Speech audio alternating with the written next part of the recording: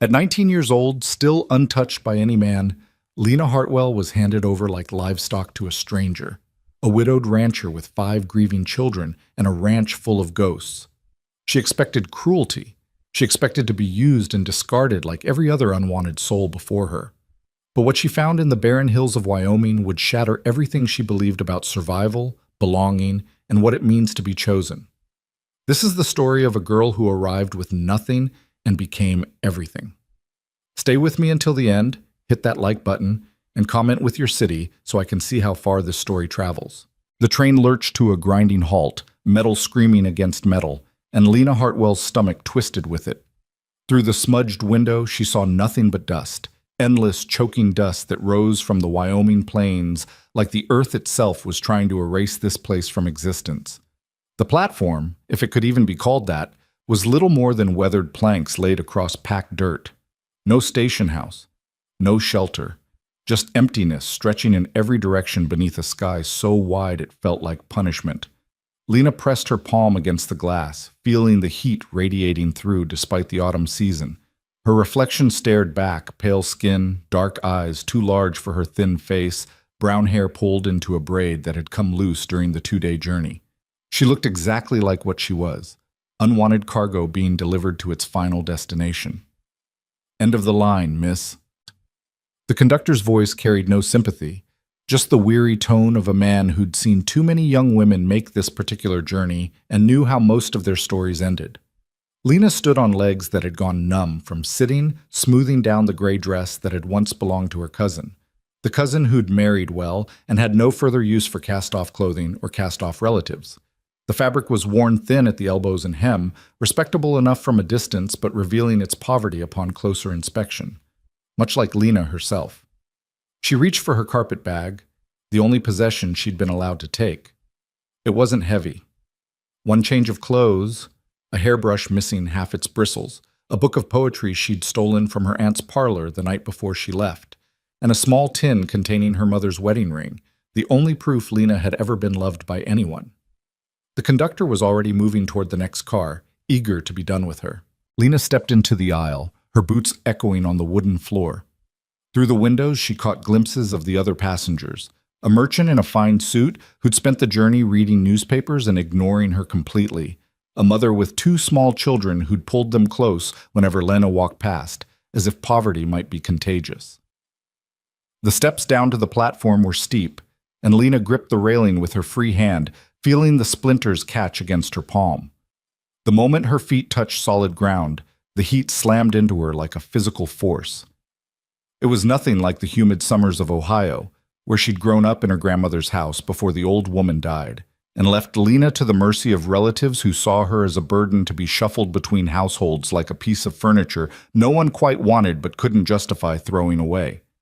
The train behind her hissed and groaned, already preparing to depart. There would be no changing her mind, no buying a ticket back to anywhere. Even if she'd had the money, which she didn't, there was nothing waiting for her in the places she'd left behind. "You the girl?" The voice came from her left, rough as the landscape, and Lena turned to face the man she'd been sold to. She didn't let herself think of it any other way because pretty words wouldn't change the truth. Her aunt had made the arrangement through a series of telegrams, each one more terse than the last.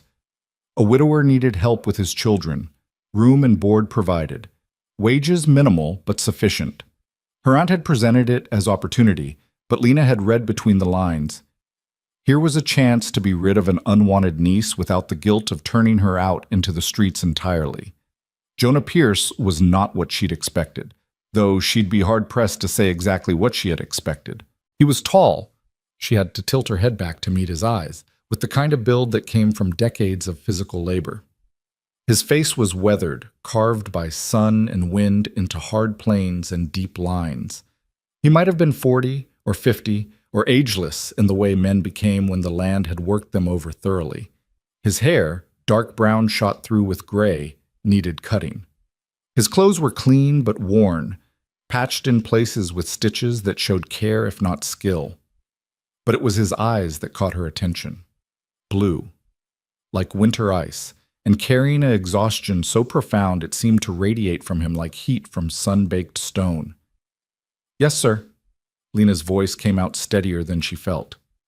Lena Hartwell. He nodded once, a short jerk of his chin that might have been acknowledgement or dismissal. His gaze swept over her, taking in her slight frame, her worn dress, the carpet bag that held everything she owned. Whatever assessment he was making, his expression didn't change. Jonah Pierce. He gestured toward a wagon waiting in the shade of the platform's overhang, the only shade visible for miles. We've got a 2-hour drive ahead. Best get started before the heat gets worse. He didn't offer to take her bag, didn't offer his hand to help her, just turned and walked toward the wagon with long strides that she had to scramble to match.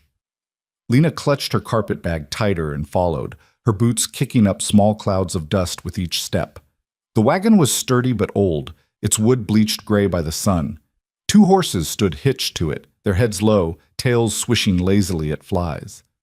Jonah climbed up onto the driver's seat with practiced ease, gathering the reins in hands that were scarred and calloused. He still didn't look at her. Lena eyed the wagon's height, the gap between the ground and the seat that seemed suddenly insurmountable in her long skirts. Before she could figure out the logistics, Jonah spoke without turning his head. There's a step. Left side. She found it, a small wooden block nailed to the wagon's side, and used it to haul herself up. The seat was sun-warmed through her dress, and she had to shift to find a spot where a protruding nail wouldn't tear the fabric. She set her bag at her feet and folded her hands in her lap, fingers intertwined so tightly her knuckles went white. Behind them, the train whistle blew, a long, mournful sound that echoed across the empty land. Lena didn't turn to watch it leave. There was no point in looking back. Jonah clicked his tongue, and the horses lurched forward. The wagon wheels creaked, finding their rhythm, and the train station, such as it was, fell away behind them. Within minutes, it disappeared entirely, swallowed by the dust and distance. The silence between them stretched and settled like the dust coating everything. Lena had never been comfortable with silence, had learned early in her shuffled childhood that quiet meant people were thinking of ways to be rid of you, but she didn't know how to break it. What did one say to a man who'd purchased her services sight unseen? Thank you for the opportunity? I promise to work hard? The words all seemed equally absurd, so she said nothing, and Jonah seemed content with that. His eyes stayed fixed on the horizon, his hands steady on the reins. The only sounds were the creak of the wagon, the plodding rhythm of the horses' hooves, and the endless wind that swept across the plains like breath from some vast, invisible mouth. The land around them was unlike anything Lena had ever seen. In Ohio, there had been trees, thick forests, and carefully tended orchards. Fields, yes, but broken up by stone walls and wooden fences, by barns and houses never more than a mile apart. Here, there was nothing to break the monotony. Just grass, brown and brittle from the summer heat, rolling away in every direction. The horizon seemed impossibly distant, the sky impossibly large. It made Lena feel small in a way that had nothing to do with her circumstances and everything to do with the sheer scale of emptiness. Never been this far west before. It wasn't a question, but Lena answered anyway. No, sir. I grew up in Ohio, near Marietta. Jonah grunted, which might have meant anything or nothing. Another 5 minutes passed before he spoke again. Your people farming folk? My grandfather was a cobbler. My grandmother took in sewing. Lena hesitated, then added, They died when I was 12. I've been with relatives since then. And they sent you out here? Still not a question, but this time there was something in his tone, not quite judgment, but close to it. They had their own families to worry about. The words came out more defensive than Lena intended. She forced herself to soften her voice. I'm grateful for the opportunity, Mr. Pierce. Are you? It wasn't sarcastic exactly, but it wasn't quite believing either. Lena felt her cheeks heat and was grateful he wasn't looking at her. Your telegram said you needed help with your children. 5 of them. Jonah's jaw tightened, the only sign of emotion he'd shown since she'd arrived. Abigail's 11. Then Caleb, he's 9. Ruth 7. Micah just turned 5, and June... He paused, and when he spoke again, his voice had gone rough. June's barely 2. Lena did the math quickly in her head. The youngest child was 2, which meant, How long has your wife been gone? 15 months? The words came out clipped, final, and Lena understood she wasn't to ask more about that particular subject. 15 months. Barely more than a year, and he was already bringing in a replacement. The thought should have been bitter, but Lena found she couldn't muster the energy for bitterness. What did it matter? She was here, and there was no going back. What happened to the last girl? Lena heard herself ask, then immediately wished she could take the words back. Jonah's hands tightened on the reins. Lasted 3 weeks. Said the work was too hard, the isolation too much. Caught a ride back to town with a supply wagon and never came back. He cut his eyes toward her for the first time since they'd left the station. Before her there were 2 others, one made it a month, the other barely a week. Oh. Lena's voice came out small. I'm not a cruel man, Miss Hartwell. Jonah's attention returned to the road ahead. But I'm not a patient one either. I've got a ranch to run, cattle to manage, and 5 children who need raising. I can't keep stopping work to explain how a household runs or to comfort girls who thought frontier life would be some kind of adventure. You'll work hard. The children can be difficult. The house needs a firm hand. He paused. If you're going to run, better to do it now than after I've wasted time trying to train you.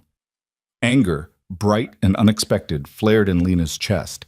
She'd spent 19 years being passed from relative to relative, each one making it clear she was a burden, an obligation, a problem to be solved.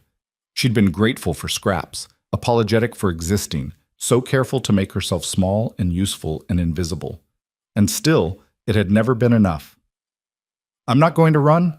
Her voice came out harder than she'd intended, sharp enough that Jonah's eyebrows rose slightly. I've got nowhere to run to, Mr. Pierce. Whatever you and your children need, I'll provide it. I don't scare easily, and I'm not afraid of hard work. She lifted her chin. What I'm afraid of is being sent back to people who don't want me. So if you're looking for someone who'll stay, you found her. Silence fell again, but this time it felt different, charged somehow. Jonah studied her from the corner of his eye, and Lena met his gaze steadily, refusing to back down. She'd surprised him, she realized. Perhaps she'd surprised herself. Finally, he nodded. Fair enough. They drove on. The sun climbed higher, turning the wagon seat into a griddle.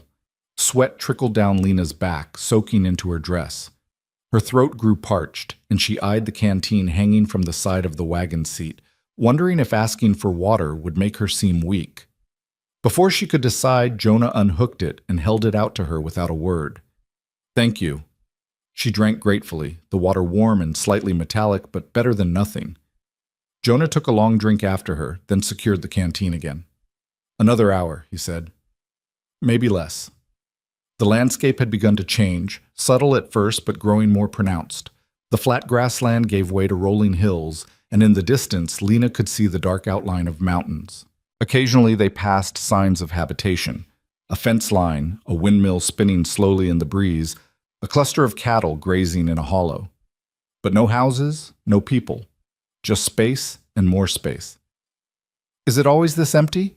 Lena asked. Nearest neighbor's 5 miles east, town's 8 miles south, but that's just a general store, blacksmith, and a church. Anything else? You've got to go 30 miles to Casper. Jonah gestured vaguely toward the west. The ranch is 1,500 acres. Most of it's grazing land. 1,500 acres. Lena couldn't even conceive of that much space. The yard behind her grandmother's house had seemed large when she was small. How many cattle? About 200 head right now. Had more before. He trailed off, and Lena understood. Before his wife died. Before everything fell apart. And you manage it all yourself? Got a hired man, Tom Brennan, who helps with the heavy work. Lives in the bunkhouse down by the barn. He's good with cattle, not so good with much else. Jonah's expression darkened slightly.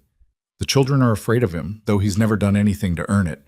Just big and rough-spoken, so they keep their distance. Lena filed that information away. A hired man who frightened the children, intentionally or not, was something to be cautious about. The wagon crested a hill, and suddenly there it was. The Pierce Ranch, spread out in the valley below like something from a painting, though not a particularly cheerful one. The house was 2 stories, wood frame painted white but badly in need of fresh paint. One of the shutters hung crooked. The porch sagged slightly on one side. But it was substantial, bigger than any place Lena had ever lived, with glass windows that caught the sunlight and a stone chimney rising from the center of the roof. Behind the house stood a large barn, red paint faded to dusty pink. Several smaller outbuildings, a chicken coop, what looked like a smokehouse, a structure that might have been a bunkhouse, dotted the property. A vegetable garden, or what had once been a vegetable garden, stretched along the south side of the house, though it had clearly been neglected. Weeds had overtaken most of it. And everywhere, dust. Dust coating the buildings, the fence rails, the lone tree that stood near the house like a sentinel. The whole place had the air of something slowly surrendering to the landscape around it. "Home," Jonah said, though the word carried no warmth. As they descended the hill, Lena caught sight of movement on the porch. Children, she could make out their shapes even from this distance, clustered near the door, watching the wagon approach. Waiting. Her heart began to pound. This was it then. The moment when they would see her and measure her and find her wanting, just like everyone else had. She straightened her spine, smoothed her hands over her dress one more time, and tried to look like someone worth keeping. The wagon rolled into the yard, chickens scattering with indignant squawks. Jonah pulled the horses to a stop and set the brake, but he didn't immediately climb down. Instead, he sat for a moment staring at the house, his expression unreadable. "They'll test you," he said quietly. "They've learned not to get attached. 3 women in 15 months, they've learned." "I understand. Do you?" He turned to face her fully for the first time, and Lena saw something in his eyes that might have been warning or might have been plea. "Abigail runs the house because she's had to. She won't give that up easily. Caleb barely speaks anymore. Ruth watches everything but trusts nothing. Micah's anger looking for a target, and June," his voice cracked slightly. "June doesn't remember her mother. She cries for her anyway." Lena's throat tightened. "I'll do my best." "Your best might not be enough." Jonah climbed down from the wagon, his boots hitting the ground with a solid thud. "But I suppose we'll find out." He didn't help her down, and Lena didn't expect it. She grabbed her carpet bag and used the step, her legs stiff from the long ride. The moment her feet touched the ground, she became aware of the silence. The children on the porch had gone still, 5 pairs of eyes fixed on her with an intensity that made her skin prickle. Jonah walked toward the porch, and Lena followed, her bag clutched in front of her like a shield. As they got closer, the children's faces came into focus, and Lena's heart clenched with an emotion she couldn't quite name. The oldest girl, Abigail, stood at the front of the group, her posture rigid, her chin lifted in challenge. She had her father's dark hair and blue eyes, but where his face showed exhaustion, hers showed something harder, determination carved into features too young to carry such weight. She wore a faded blue dress that had been let out so many times the original hemline was visible beneath the added fabric. Her hands were red and chapped, a woman's hands on a child's arms.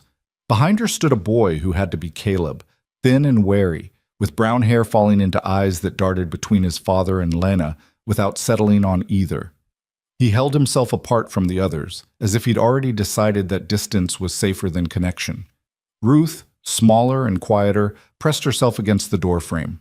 Her hair, lighter than her siblings, had been braided by inexperienced hands, wisps escaping around her face. She sucked on 2 fingers, a habit she was probably too old for, and stared at Lena with huge, solemn eyes. Micah stood with arms crossed, his whole body radiating hostility. He was a miniature version of his father, right down to the stubborn set of his jaw, and Lena could see the anger Jonah had mentioned simmering just beneath the surface. His clothes were dirty, his face smudged, and he looked like he hadn't allowed anyone to properly wash him in weeks. And in Abigail's arms, resting on her hip with the ease of long practice, was June. The baby, though at 2, she was hardly a baby anymore, stared at Lena with her mother's face. Lena knew this without being told, could see it in the fine bones, the delicate features that stood in sharp contrast to her older siblings' more angular faces. June's thumb was in her mouth, her free hand twisted in Abigail's braid. "Children," Jonah said, his voice formal, careful, "this is Miss Hartwell. She's come to help around the house." "Like the others," Micah said, his young voice heavy with scorn. "Micah." There was warning in Jonah's tone, But the boy just shrugged, unrepentant. Lena stepped forward, setting down her bag so she could face them properly. "Not like the others," she said quietly. "I'm going to stay." "That's what they all said." This from Abigail, her voice high and clear and absolutely certain. "You'll leave too, they always do." The pain in those words, the betrayal, the resigned acceptance of abandonment nearly broke something in Lena. She'd heard that same tone in her own voice, in the mirror dark hours when she'd allowed herself to feel the weight of being unwanted. These children knew what she knew, that people left, that love was conditional, that you could never quite be good enough to make them stay. "You're right," Lena said, and saw surprise flicker across Abigail's face. "I'm a stranger, and you have no reason to trust me, but I'm going to tell you something true, and you can believe it or not as you choose." She met each child's eyes in turn, even Caleb's, even Ruth's. "I have nowhere else to go, no family who wants me, no home waiting for me somewhere else. This is my last chance. Do you understand? Your father hired me when no one else would have me. So I'm going to work harder than anyone you've ever seen, and I'm going to stay until you're sick of looking at me, and even then I'll stay. Because I've spent my whole life being the person nobody wanted, and I'm done with it." Silence. The wind rattled through the eaves of the house. A crow called from somewhere beyond the barn. Then June, surprising everyone, reached out from Abigail's arms. Her small hand stretched toward Lena, fingers opening and closing in the universal gesture of a child asking to be held. "June, no!" Abigail started, but Lena was already moving, her body responding before her mind could catch up. She took the little girl carefully, supporting her weight, and June came willingly, settling against Lena's shoulder with a sigh that spoke of desperate, bone-deep exhaustion. Her thumb went back in her mouth. Her eyes drifted closed. Lena looked up to find 4 children staring at her in shock, and one father whose expression had gone carefully blank. "She doesn't go to strangers," Abigail whispered. "She never, not since Mama." But June was already asleep, her small body relaxing completely, trusting in a way that should have been impossible. Lena felt the weight of her, solid and warm and alive, and something inside her chest shifted and settled. "Well," Jonah said after a long moment, "I suppose you'd better come inside." He turned and walked into the house without waiting for a response.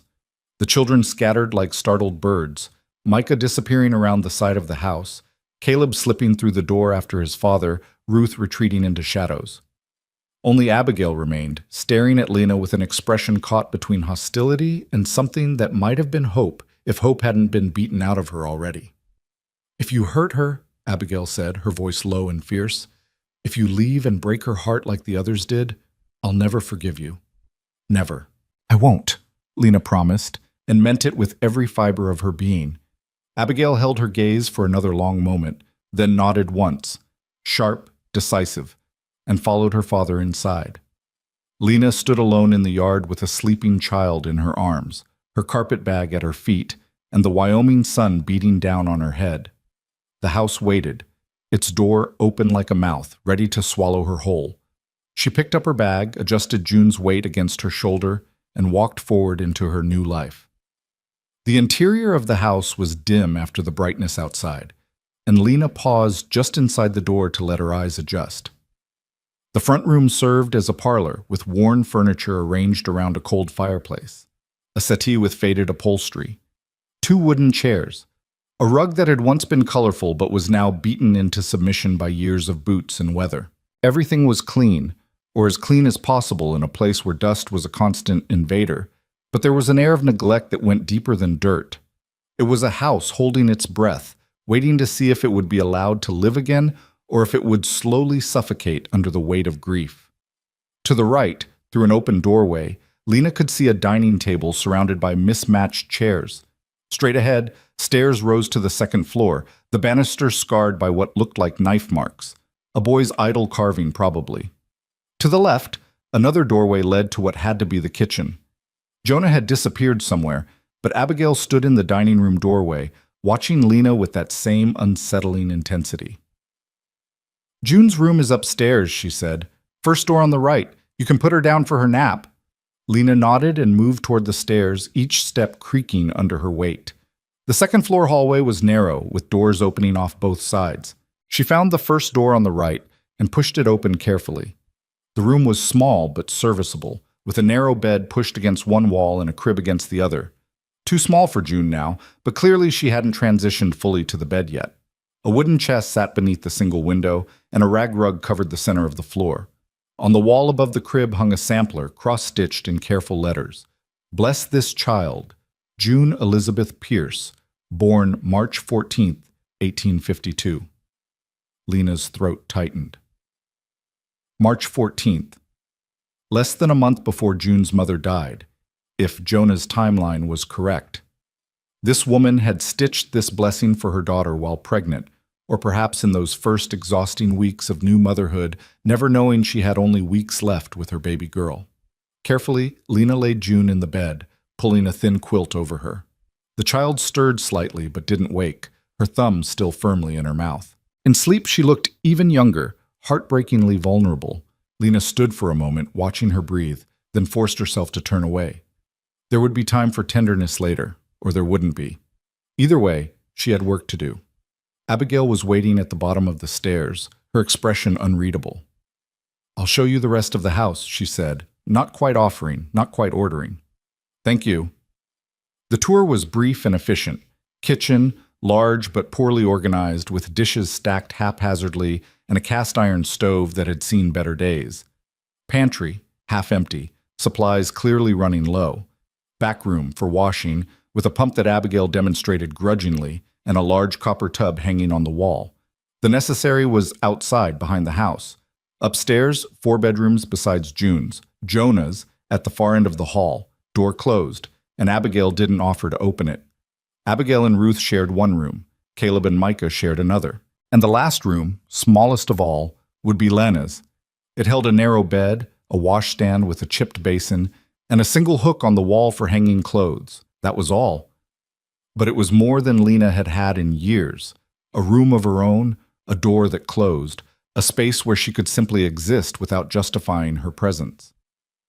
"It's perfect," Lena said, and saw Abigail's eyebrows rise in disbelief. "The last girl said it was a closet." The last girl was foolish then. Something flickered in Abigail's expression. Not quite a smile, but close. She was. Cried the first night and wouldn't stop. Father finally paid Tom to drive her back to town just to get some peace. They stood in the hallway, an 11-year-old girl and a 19-year-old woman, measuring each other. "What do you need me to do?" Lena asked. Abigail blinked. "What?" "Right now, today, what needs doing most?" Abigail's certainty wavered. "Dinner. We need dinner. I was going to make beans and cornbread, but we're low on cornmeal, so maybe just beans, or—" "Show me what we have," Lena interrupted gently. "We'll figure it out together." "Together? Unless you'd rather I stumble around your kitchen making a mess of things while you watch." Lena raised an eyebrow. "I'm a decent cook, but I don't know where anything is or how your stove heats. Seems like I could use a teacher." It was the right thing to say. Abigail's spine straightened slightly, some of the defensive hostility easing from her shoulders. "I suppose I could show you, just this once." "Just this once," Lena agreed solemnly. They went downstairs together. The kitchen, in the light of late afternoon, showed its age and wear even more clearly. The table was scarred from years of knives and hot pans. The chairs were sturdy but unmatched, likely collected over time as others broke. The stove was a beast, its surface marked with burns and scratches, but Abigail moved around it with the confidence of long practice. "We've got beans, pintos. I soaked them last night. Salt pork in the cold cellar, but not much. Flour, but like I said, the cornmeal's nearly gone. Some onions, a few potatoes that are starting to sprout, but they're still good." Abigail rattled off the inventory without looking, her hands already pulling out what they needed. "There's a chicken we could kill, but Father likes to wait until we've got company or a Sunday." Lena surveyed the ingredients, her mind already working. "What about the garden? I saw it from the wagon. Is anything still producing?" Abigail's expression closed off. "Mama's garden died with her. I've tried, but I don't—" I can cook and clean and mend, but I can't make things grow. Then we'll learn together, Lena said firmly. But for now, let's work with what we have. Beans, certainly. And I can make a skillet bread with just flour, salt, and lard. No cornmeal needed. Not as good as proper cornbread, but it'll fill bellies. Those potatoes. We'll dice them small and fry them with the onions and salt pork. Make a hash to go alongside. Abigail stared at her. You're really going to cook? Did you think I was going to stand here and supervise while you did all the work? Lena moved to the pump and began washing her hands. I told you, I'm here to help. That means actually helping. For the first time, something like cautious relief crossed Abigail's face. She moved to stand beside Lena at the counter, and together they began to work. It was a dance of negotiation, Lena offering suggestions, Abigail providing knowledge of the kitchen's quirks and the family's preferences. The stove ran hot on the right side. Caleb hated onions. Micah would eat anything if you put enough salt on it. Father liked his beans with a bit of molasses, but they'd run out 2 weeks ago. As they worked, the other children began to drift in, drawn by the sounds and smells of cooking. Ruth appeared first, silent as a ghost, climbing onto a chair by the table to watch. Then Caleb, hovering in the doorway, ready to bolt at the first sign that he wasn't wanted. Even Micah eventually slouched in, trying to look indifferent but unable to hide his hunger. Caleb, Lena said without looking up from the potatoes she was dicing, could you set the table? Abigail, where are the plates? I'll do it, Abigail started, but Lena shook her head. You're helping me with this bread. Caleb can handle plates and forks, can't you, Caleb? The boy stared at her, clearly unused to being addressed directly, then nodded slowly. Abigail pointed him toward the cupboard, and he moved with careful precision, laying out 6 plates, 6 forks, 6 cups. 6. Because even though June wouldn't eat much, she would sit with them. They were a family, even if barely holding together. The beans were finished first, thick and savory with the salt pork. The hash came next, crispy at the edges, soft in the middle. And finally, Lena pulled the skillet bread from the oven, golden brown, steaming, not quite cornbread but honest and filling all the same. It's ready, Abigail called toward the front of the house. Heavy footsteps sounded, and Jonah appeared, his hands freshly washed, but his shirt still dusty from whatever work he'd been doing. He paused in the doorway, taking in the scene, the laden table, the children already seated. Lena with a dish towel over her shoulder, looking more settled than any of the others had after their first day. Smells good, he said, and though his tone was neutral, it was also the first positive thing he'd said since collecting Lena from the train. They sat down to eat, Lena taking the seat beside June's high chair, Jonah at the head of the table. For a few minutes, there was only the sound of eating. Hungry children focused on full plates, adults lost in their own thoughts. Then Ruth, small voice barely above a whisper, "It's good." "Thank you, sweetheart," Lena said, and saw the little girl's eyes widen at the endearment. "Don't call her that." Micah's fork clattered against his plate. "You're not our mother." "Micah," Jonah warned. "Well, she's not." The boy's face had gone red, his hands clenched into fists. "And she's going to leave just like the others, so why are we pretending—" "Enough!" Jonah's voice cracked like a whip, and Micah subsided, but his eyes shone with angry tears. Lena set down her fork carefully. "You're absolutely right, Micah. I'm not your mother. I could never be her, and I wouldn't try." She looked around the table, meeting each child's eyes in turn. "But I can be someone who stays. Someone who keeps promises. And I promise you all, right now, I'm not leaving. Whatever happens, however hard it gets, I will be here." "Words," Micah muttered, but there was less certainty in his voice. "Yes," Lena agreed. "Just words for now. But words are all I have to give you until time proves them true.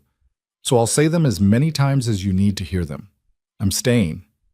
Silence fell again, but this time it felt less hostile, more thoughtful. Even Micah bent back to his plate, though his shoulders remained rigid. After dinner, Lena insisted on cleaning up while Abigail saw to getting the younger children ready for bed. The girl looked like she wanted to argue, clearly unused to having her responsibilities taken away, but exhaustion won out. She nodded and herded Ruth and Micah toward the stairs. Lena worked in the darkening kitchen, washing dishes in water heated on the stove, her hands moving through familiar motions while her mind spun. Her first day was nearly over. She'd survived it, more than survived, perhaps. June had taken to her. Abigail had accepted her help, however grudgingly. Even Ruth had offered that tiny compliment. But Caleb remained distant, and Micah openly hostile. And Jonah was an enigma.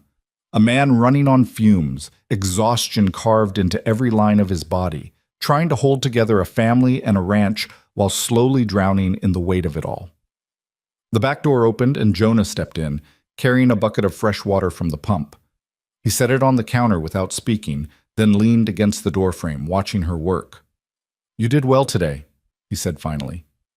Lena looked up, surprised. "Thank you." "Don't thank me yet. Today was easy. Tomorrow you'll have the full weight of this place on your shoulders." He rubbed a hand over his face. "The children will test you harder. They'll push to see where you break. And the work? Cooking's just the start. There's washing, mending, cleaning, the garden if you meant what you said about reviving it, eggs to collect, butter to churn, bread to bake." "I know." "Do you?" He straightened, his blue eyes searching her face. "You're younger than I expected, younger than the others were. I'm not sure—" "I'll manage," Lena interrupted firmly. "I've been managing since I was 12 years old, Mr. Pierce. I raised myself while living in other people's houses. I think I can handle yours." A ghost of something, respect maybe, or at least recognition, flickered across his expression. "Jonah. If you're staying, you'll call me Jonah." "Jonah," Lena repeated, testing the name. He nodded once, then pushed away from the doorframe. "I'll see to the stock. Don't wait up. I've got late work to finish." He left before she could respond, the door closing quietly behind him. Lena stood alone in the kitchen, her hands in dishwater, listening to the sounds of the house settling around her. Footsteps overhead as Abigail moved between rooms, the creak of beds, the faint murmur of voices. She was here. She had arrived at the edge of nowhere and been handed a family that didn't want her, a house full of ghosts, and work that would break her back if she let it. But for the first time in years, Lena felt something unfamiliar stirring in her chest. Not hope, exactly, but possibility. The possibility that she might finally be allowed to stop running, that she might build something here in this harsh landscape that no one could take away. She finished the dishes, dried her hands on her apron, and went upstairs to the small room that was now hers. Her carpet bag sat on the bed where she'd left it, and she unpacked her meager belongings with care. One dress hung on the hook, the nightgown folded at the foot of the bed, the book of poetry on the washstand, the tin with her mother's ring tucked safely in the drawer. From down the hall, she heard June cry out in her sleep, a wordless sound of distress. Lena moved without thinking, crossing to the child's room and easing open the door. Abigail sat on the edge of June's bed, rubbing her sister's back in slow circles. She looked up when Lena entered, her expression caught between resentment at the intrusion and relief at not being alone. "She has nightmares," Abigail whispered. "Almost every night. I usually sit with her until she settles." "May I?" Lena gestured to the other side of the bed. After a moment's hesitation, Abigail nodded. They sat together in the darkness, two strangers bound by the care of a grieving child, and waited for morning to come. Dawn came too early and too bright, slicing through the thin curtains of Lena's room like an accusation. She woke disoriented, her body aching from the narrow bed and the tension of sleeping in a strange place. For a moment, she didn't remember where she was. Then it all came rushing back. Wyoming, the ranch, 5 children and a widowed man who'd taken her on as a last resort. She dressed quickly in the dim light, braiding her hair with practiced efficiency and splashing cold water on her face from the basin. Her second dress, the only other one she owned, was nearly identical to yesterday's, just a slightly darker shade of gray. She smoothed it down and took a breath, steeling herself for whatever this day would bring. The house was silent as she made her way downstairs, but it was the silence of a place waiting, not sleeping. Lena had learned to read the quality of quiet in all the houses she'd lived in. This one hummed with awareness, like a held breath. The kitchen was exactly as she'd left it the night before, clean and orderly. Lena moved to the stove and began building a fire, grateful that Abigail had shown her where the kindling was kept. The cast-iron beast took time to heat, but she'd worked with worse. While she waited, she investigated the pantry more thoroughly than she'd had time for yesterday. The shelves told a story of gradual decline. Jars of preserved vegetables from previous years sat in the back, their contents darkening with age, too old to trust now. A sack of flour, perhaps 20 pounds left. Dried beans in abundance, at least.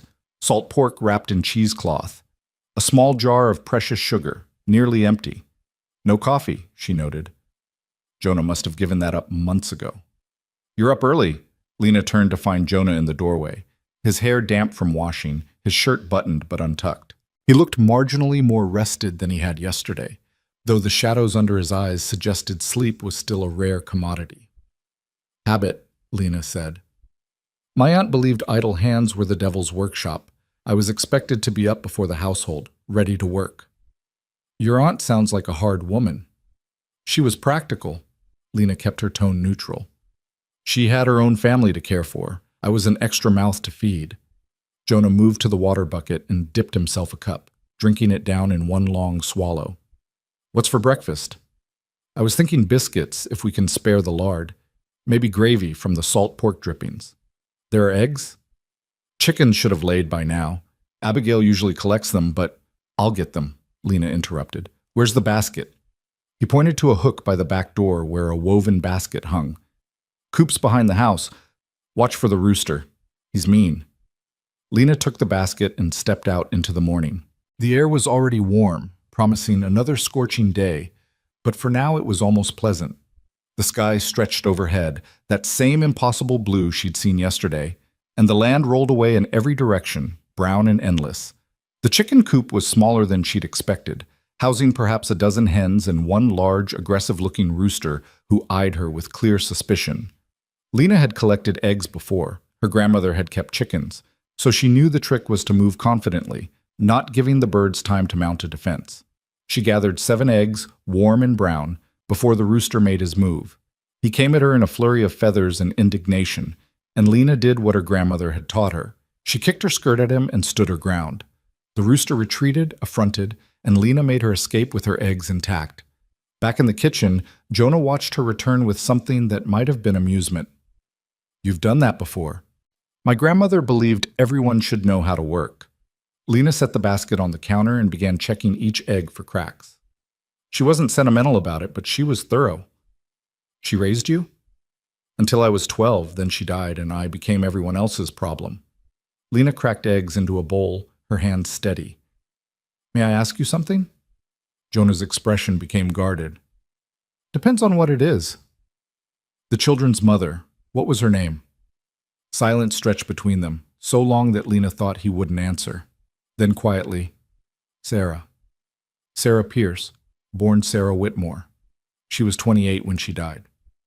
How did it happen? Childbed fever. His voice had gone flat, emotionless, in the way of people protecting themselves from feeling too much. June was born healthy, but Sarah started burning up 2 days later. The fever took her within a week. There wasn't anything to be done. No doctor within 30 miles, and even if there had been... He trailed off, staring at nothing. I'm sorry, Lena said softly. Don't be sorry, just don't ask me about her again. He set his cup down harder than necessary. I've got work to do. Breakfast in an hour? Yes. He left without another word, and Lena heard the front door close, then his footsteps crossing the yard toward the barn. She stood alone in the kitchen, holding a bowl of beaten eggs, feeling the weight of the name she'd been given. Sarah. The children's mother had been Sarah, and now Lena was here, trying to fill a space that could never really be filled. She pushed the thought aside and focused on what she could control, making breakfast. The biscuits came together quickly, her hands remembering the proportions, even though it had been months since she'd baked. While they cooked, she made gravy, stretching the salt pork drippings with flour and milk, seasoning it until it tasted like something worth eating. The children appeared one by one, drawn by the smell of food. Abigail first, with June on her hip and Ruth trailing behind like a shadow. Then Caleb, silent and watchful. Micah came last, his hair uncombed, his attitude already defensive. Sit down, Lena said, not looking up from the stove. Breakfast is almost ready. They sat without argument, which Lena took as progress. She served them each a plate. 2 biscuits, gravy, a portion of the scrambled eggs, and watched as they fell on the food with the single-minded intensity of children who'd learned not to take meals for granted. "It's good," Ruth whispered again, and this time Micah didn't contradict her. After breakfast, Abigail lingered while the other children scattered. She stood by the table, her hands twisted in her apron, clearly wanting to say something but not sure how to start. "What is it?" Lena asked gently. "I usually do the washing on Fridays," Abigail said in a rush. "And the mending whenever there's time, which there never is. And the house needs sweeping, and the pantry should be organized, and the vegetable garden is completely overgrown. And I don't know how to, I can't." She stopped, frustrated tears welling in her eyes. Lena set down the dish she'd been washing and turned to face the girl fully. "Abigail, how long have you been running this household?" "Since Mama died, almost from the first day." Abigail's voice shook. "Miss Caroline, the first woman Father hired. She was supposed to help, but she spent most of her time complaining and crying. So I did what needed doing. Then she left, and Miss Mary came, and she tried harder, but everything frightened her. Then Miss Patricia, who barely lasted a week before she said she couldn't bear it anymore. And through all of that, you kept this house running." "I had to. Father was drowning in the ranch work, and the children needed someone, and I'm the oldest, so you became the mother," Lena finished softly. "At 11 years old, you took on a full-grown woman's work." Abigail nodded, the tears spilling over now. "But I can't do it anymore. I'm so tired, Miss Hartwell. I'm so tired, and I don't know how to ask for help because every time I start to depend on someone, they leave." Lena crossed the kitchen in 3 steps and pulled the girl into her arms. Abigail resisted for a moment, her body stiff with the habit of self-reliance, then collapsed against Lena's shoulder and wept. Great gasping sobs that spoke of months of held-back grief and fear and exhaustion. Lena held her and said nothing because there was nothing to say that would make it better. She just held on while Abigail cried herself empty. When the storm finally passed, Abigail pulled back, wiping her face with her apron. "I'm sorry. I didn't mean to. Don't apologize. You've earned those tears 100 times over." Lena brushed a strand of hair from Abigail's face. "Now listen to me. From this moment on, you are not the woman of this house. You're a child, and you're going to be allowed to be a child. Do you understand? But someone has to—" "I will handle the household," Lena said firmly. "Cooking, cleaning, mending, all of it.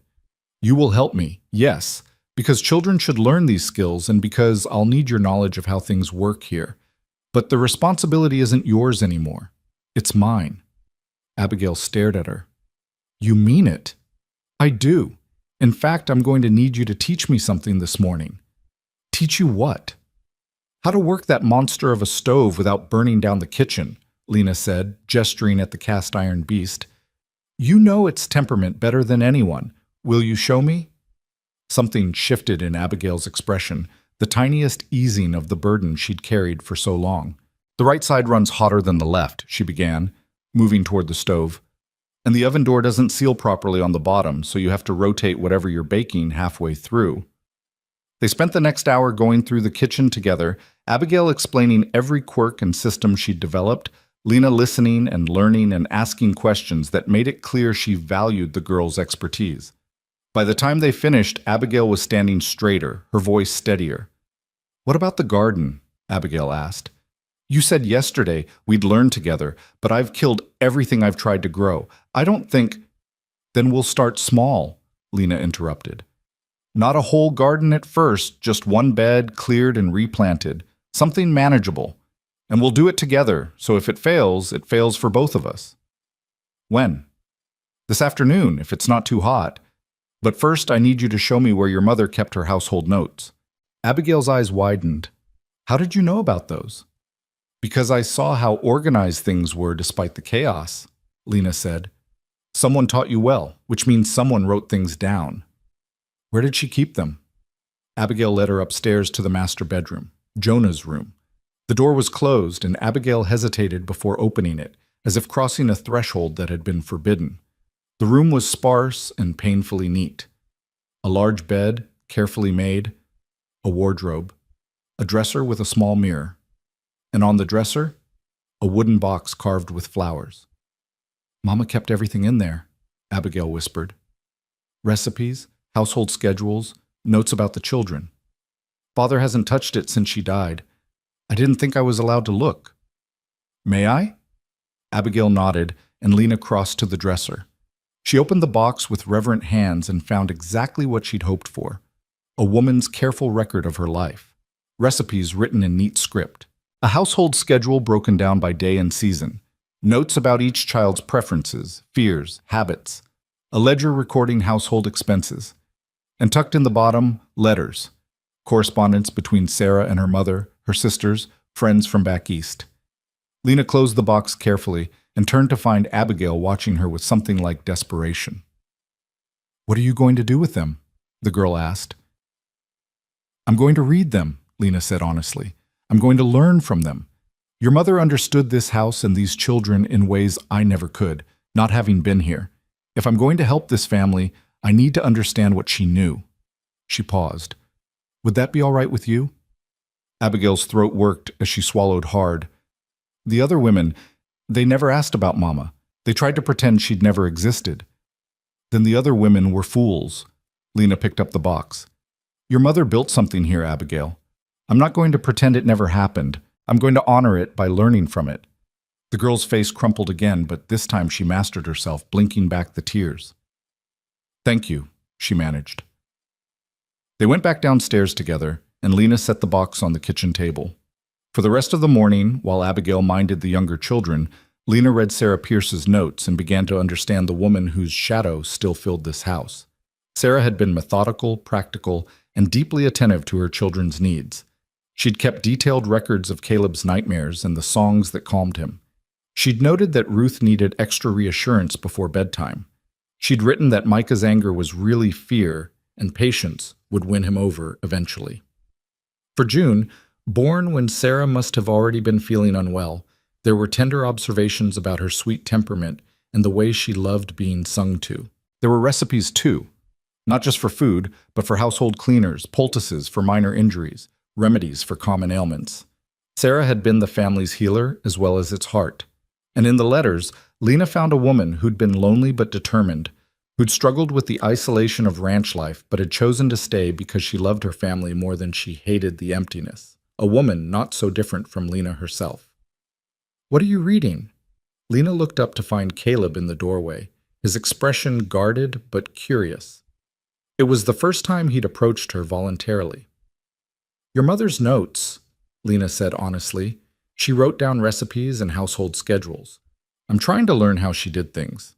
Caleb moved closer, his eyes fixed on the open box. "May I see?" Lena turned the box toward him. "Of course." He reached in with careful hands and pulled out a folded piece of paper. When he opened it, Lena saw it was a drawing, childish but recognizable as a family portrait. 5 figures in a row, with Caleb, age 7, written at the bottom in Sarah's handwriting. "She kept it," Caleb whispered. "I drew this for her birthday, and she kept it." "She kept everything that mattered," Lena said gently. "Look, there are drawings from all of you in here, and letters you wrote when you were learning to spell. She treasured these things." Caleb's fingers trembled as he sifted through the contents of the box. When he finally looked up, his eyes were bright with unshed tears. "Do you think she knew? That she was going to die?" The question hung in the air between them, and Lena understood she was being tested. If she lied or softened the truth, she'd lose him. "I don't know," she said honestly, "but I think she hoped. I think she hoped she'd have years and years with all of you. That's what these notes tell me. They're the notes of a woman planning for a future she expected to live in." "Then it's not fair," Caleb said fiercely. "She did everything right, and she still died, and it's not fair." "No," Lena agreed. "It's not fair at all." They sat together in silence, a boy grieving his mother and a woman who'd never known her own, connected by the contents of a wooden box, and the understanding that fairness was a luxury neither of them had been granted. "Will you read to us?" Caleb asked suddenly. "At night, before bed, Mama used to read to us. Abigail tries sometimes, but she's too tired and her voice gets all rough. Would you read to us?" Lena's throat tightened. "I'd be honored. What did your mother read?" "Bible stories, mostly, and sometimes poetry, though Micah said it was boring." Caleb almost smiled. Do you know any poetry? Some. Lena thought of the slim volume upstairs in her room, the one she'd stolen from her aunt. I could read from my book tonight if you'd like. I'd like that. Caleb carefully returned his drawing to the box. Miss Hartwell, are you really going to stay? Yes, Caleb, I really am. He nodded slowly, as if filing this information away to examine later, then slipped out of the kitchen as silently as he'd entered. But something had shifted between them. Lena could feel it. A small bridge built across a vast distance. At midday, Jonah came in for dinner. The main meal, Lena had learned, was taken in the middle of the day when the heat made outdoor work nearly impossible. She served the bean soup she'd made from yesterday's leftovers, stretching it with more water and the vegetables she'd salvaged from the dying garden. It wasn't much, but it was hot and filling. We need supplies, Jonah said abruptly, halfway through his meal. I'll make a run to town tomorrow. Make a list of what you need. Lena's mind immediately began cataloging. Flour, cornmeal, coffee, sugar if they could afford it, salt, yeast, lard, fabric for mending, thread, needles, lamp oil, soap. How much can we spend? She asked. Jonah's jaw tightened. Make the list. I'll figure out what we can afford. Which meant, Lena understood, that money was tight. Tighter than he wanted to admit, probably. She nodded and said nothing more about it. After dinner, while Jonah returned to the fields and the younger children napped, Lena and Abigail tackled the garden. Or rather, they tackled one small section of it, a plot perhaps 6 feet square near the kitchen door, where herbs and quick-growing vegetables might once have thrived. The work was backbreaking. The weeds had grown thick and deep-rooted, and the earth beneath was hard-packed from weeks of neglect. They worked in silence at first, Lena with a hoe and Abigail with a spade, both of them sweating in the afternoon heat. Why are you doing this? Abigail asked finally, pausing to wipe her forehead. Doing what? Any of it. You could just cook and clean like the others tried to do. You don't have to read Mama's notes or learn about us or try to fix the garden. Abigail's voice was sharp with confusion. Why do you care? Lena leaned on her hoe, considering the question. Do you know what it's like to live somewhere you're not wanted? No. I do. I've lived in 5 different houses since my grandmother died. In every single one, I was a burden, an obligation, someone to be tolerated but never loved. Lena returned to her work, chopping at a particularly stubborn weed.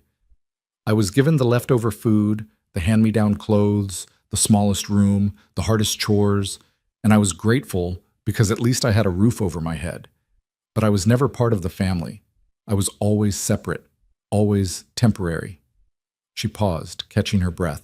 Your father brought me here as hired help, and I understand that's what I am. But for the first time in 7 years, I have the chance to belong somewhere, to be essential instead of extra, to build something that can't be taken away from me. She met Abigail's eyes. So yes, I care. I care because this is my last chance, and I'm not going to waste it. Abigail stared at her for a long moment, then returned to digging. But when she spoke again, her voice was softer. Mama would have liked you. I hope so, Lena said quietly. I truly hope so. They worked until the sun began its descent toward the horizon, clearing the plot and turning the soil. It wasn't much, just one small square of earth reclaimed from chaos. But it was a beginning. That evening, after supper, Lena gathered the children in the front room. June sat in her lap, thumb in mouth, already drowsy. Ruth and Caleb settled on the floor near her feet. Micah slouched in a chair, trying to look disinterested, but watching Lena with sharp eyes. Abigail took the settee, her mending in her hands, but her attention focused on Lena. Your brother asked if I would read to you, Lena said, pulling out her book of poetry. This is what I have. It's not the Bible, but it tells stories all the same. She opened to a familiar page and began to read. Wordsworth's Daffodils, her grandmother's favorite. Her voice filled the room, steady and clear, painting pictures of golden flowers and dancing clouds. She read 3 poems, choosing ones she thought the children might understand, ones about nature and seasons and the persistence of beauty. When she finished, June was asleep against her shoulder. Ruth had moved closer, her small hand resting on Lena's knee. Even Micah had stopped pretending not to listen. More tomorrow? Caleb asked. Every night, Lena promised. If you want. They scattered to their beds, and Lena carried June upstairs, tucking her in with practiced care. Abigail appeared in the doorway as Lena was smoothing the quilt. You meant what you said, Abigail said. It wasn't quite a question. About this being your last chance. Every word. Then we're the same. Abigail's voice was barely above a whisper. Because if you leave, I don't know if I can keep doing this. I'm running on empty, Miss Hartwell. If you go, I think I'll break. Lena crossed to the girl and took her hands. Then it's a good thing I'm staying, isn't it? For the first time, Abigail's smile reached her eyes. The days that followed fell into a rhythm that felt almost like normalcy. Lena woke before dawn and started the fire. She made breakfast while Jonah tended the stock. She fed the children, cleaned the kitchen, and then tackled whatever task the household demanded. Washing on Monday, mending on Tuesday, baking on Wednesday. The children orbited around her, gradually drawing closer.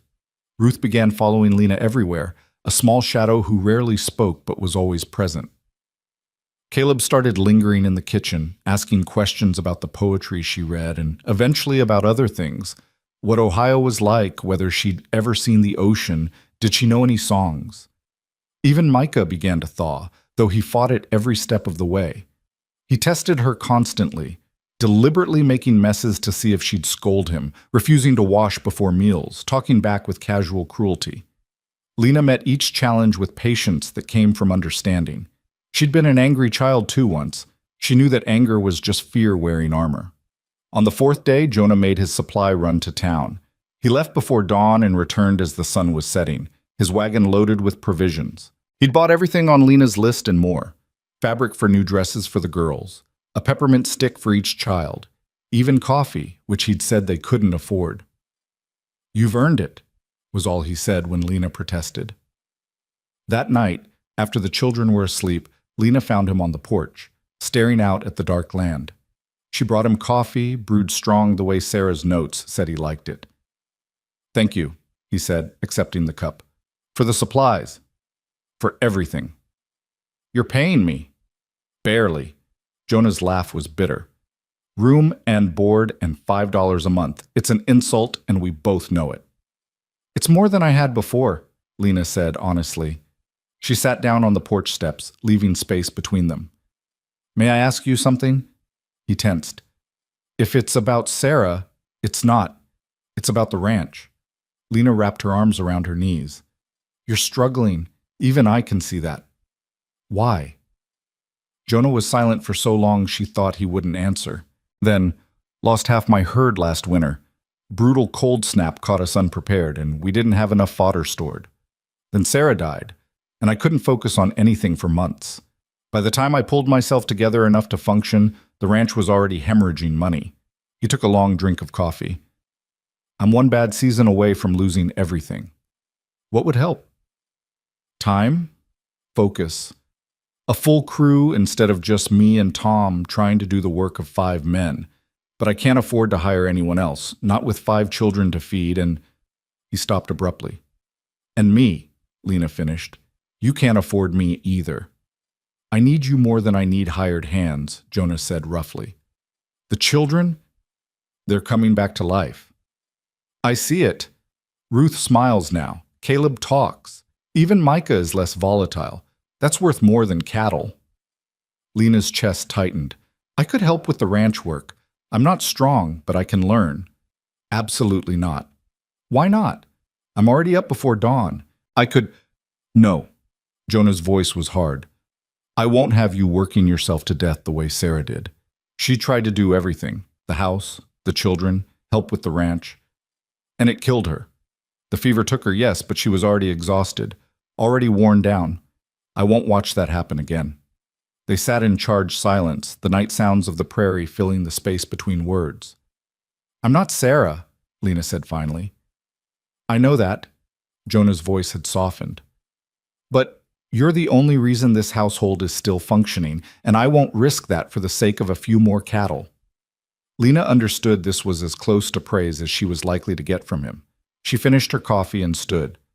I should sleep. Morning comes early. Lena.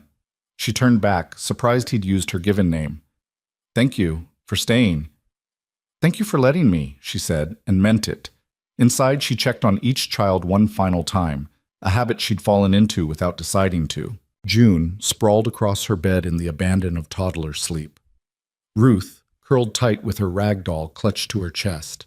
Caleb, one arm flung over his head, his face peaceful in sleep in a way it never was when awake. Micah, even in sleep looking defiant, his jaw set stubbornly. And Abigail, no longer in her own bed but curled up in the chair beside June's crib, keeping watch even in her dreams. Lena returned to her own small room and sat on the edge of her narrow bed. She pulled out her mother's ring from the tin where she kept it and held it up to the lamplight. Her mother had worn this when she married, had loved and been loved, had created a family that death had torn apart too soon. Lena slipped the ring onto her own finger, too large, it spun loosely, and made a silent promise. She would protect this family. She would fight for them. She would stay. Whatever it cost her, she would stay. The promise Lena had made to herself that night would be tested far sooner than she expected. 3 weeks into her time at the Pierce Ranch, the wind changed. Lena woke to it in the pre-dawn darkness, a different quality to the air that made her skin prickle with instinctive warning. By the time she dressed and made her way downstairs, Jonah was already in the kitchen, his face grim as he stared out the window at a sky that had turned the color of old bruises. "Storm coming," he said without preamble. "Big one by the feel of it. Could be rain, could be worse." Lena moved to stand beside him, following his gaze. The horizon had disappeared beneath a wall of darkness that seemed to be eating the landscape as it approached. Even as she watched, the wind picked up, rattling the window panes and sending dust devils spinning across the yard. "What do we need to do?" she asked. Jonah turned to her, and she saw something like respect flicker in his expression. The other women would have panicked or peppered him with anxious questions. Lena simply asked what needed doing and waited for instruction. "Secure anything outside that might blow away. Check that all the windows are latched. Fill every container we have with water. If this is what I think it is, we might lose the well temporarily." He was already moving toward the door, pulling on his work jacket. "Keep the children inside no matter what. Tom and I will get the livestock secured." "Jonah?" He paused, hand on the doorknob. "Be careful." Something passed between them, quick as lightning but just as electric. Then he was gone, the door slamming behind him as the wind tried to tear it from his grip. Lena worked quickly, her movements efficient despite the fear curling in her stomach. She'd never experienced a prairie storm, but she'd heard stories from the other passengers on the train. Tales of winds that could strip paint from buildings, dust so thick it turned day into night, hail the size of eggs that could kill livestock caught in the open. She filled the kitchen pots with water, then the wash basin, then every cup and bowl she could find. Outside, the wind was howling now, a constant scream that set her teeth on edge. The sky had gone from bruised purple to a sickly yellow-gray, and the air itself seemed to vibrate with malevolent energy. The children woke to chaos.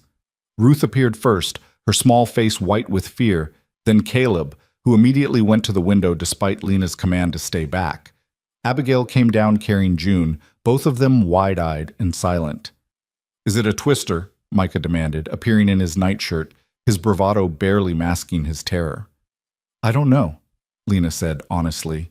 "But we're going to stay inside and stay together, and we're going to be fine." The first blast hit like a physical blow.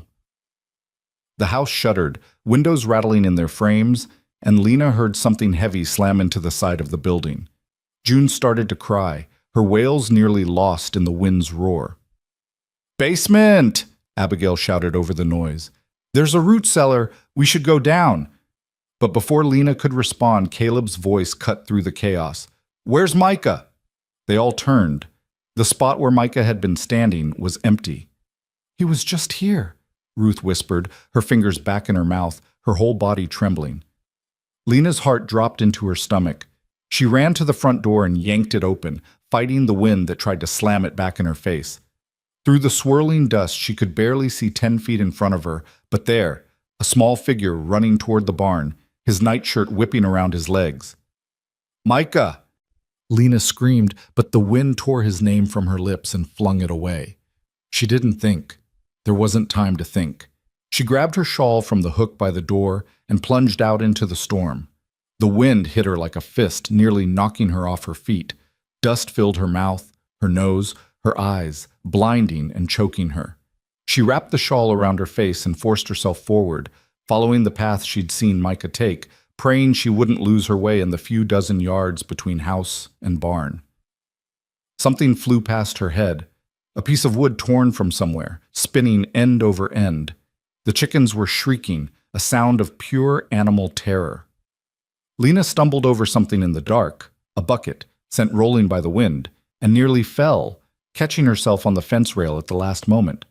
The barn loomed out of the dust like a ghost ship. The door was open, banging violently against the wall, and Lena fought her way inside, immediately grateful for the relative shelter. The horses were screaming, kicking at their stalls, their eyes rolling white with panic. "Micah!" Lena shouted, pulling the shawl away from her face. "Micah, where are you?"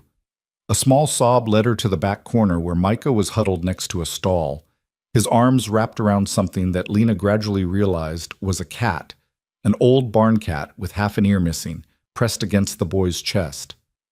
"She was out here," Micah choked out, tears streaming down his dirty face. "I heard her crying, and I knew she'd be scared, and I couldn't leave her." Lena knelt beside him, checking him frantically for injuries. "Are you hurt?" "No, but Boots was—" "Then we're leaving, now!" Lena hauled him to his feet, the cat still clutched in his arms. "Hold on to me and don't let go." The journey back to the house was a nightmare. The storm had intensified, the dust so thick now that Lena could barely breathe even with the shawl over her face. She kept one hand on Micah's shoulder and the other outstretched, feeling her way along the fence line, praying she was heading in the right direction. When her searching hand found wood instead of fence rail, she could have wept with relief. The porch. They'd made it to the porch. She found the door and pounded on it, and Abigail yanked it open, her face streaked with tears. "Thank the stars! Thank the stars!" The girl was sobbing as she pulled them both inside and slammed the door shut behind them. Lena collapsed against the wall, gasping for air, her lungs burning from the dust. Micah was still clutching the cat, who looked equally traumatized but unharmed. Around them, the house continued to shudder and groan under the storm's assault. "Don't you ever," Lena managed between coughs, grabbing Micah's shoulder, "ever do something like that again. Do you understand me?" Micah nodded, his defiance completely stripped away, leaving only a frightened 5-year-old boy. I'm sorry, I just couldn't leave her." "I know." Lena pulled him into a fierce hug, cat and all. "I know, baby, but you could have died. You could have died, and I—" Her voice broke. They huddled together in the parlor as the storm raged outside. Lena had never experienced anything like it. The sheer violence of wind that could shake a house to its foundations, the darkness that turned midday into midnight, the sound like 1,000 freight trains bearing down on them all at once. June screamed herself hoarse before finally collapsing into exhausted sleep in Lena's lap. Ruth pressed so close to Lena's side that she might have been trying to crawl inside her skin. Caleb sat rigid and silent, his jaw clenched so tight Lena worried he'd crack his teeth.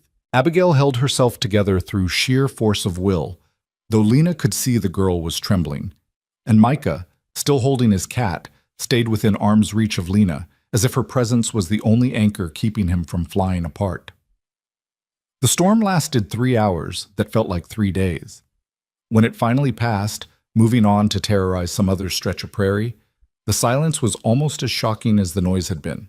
Jonah burst through the door moments later, Tom right behind him, both men coated head to toe in dust that made them look like ghosts.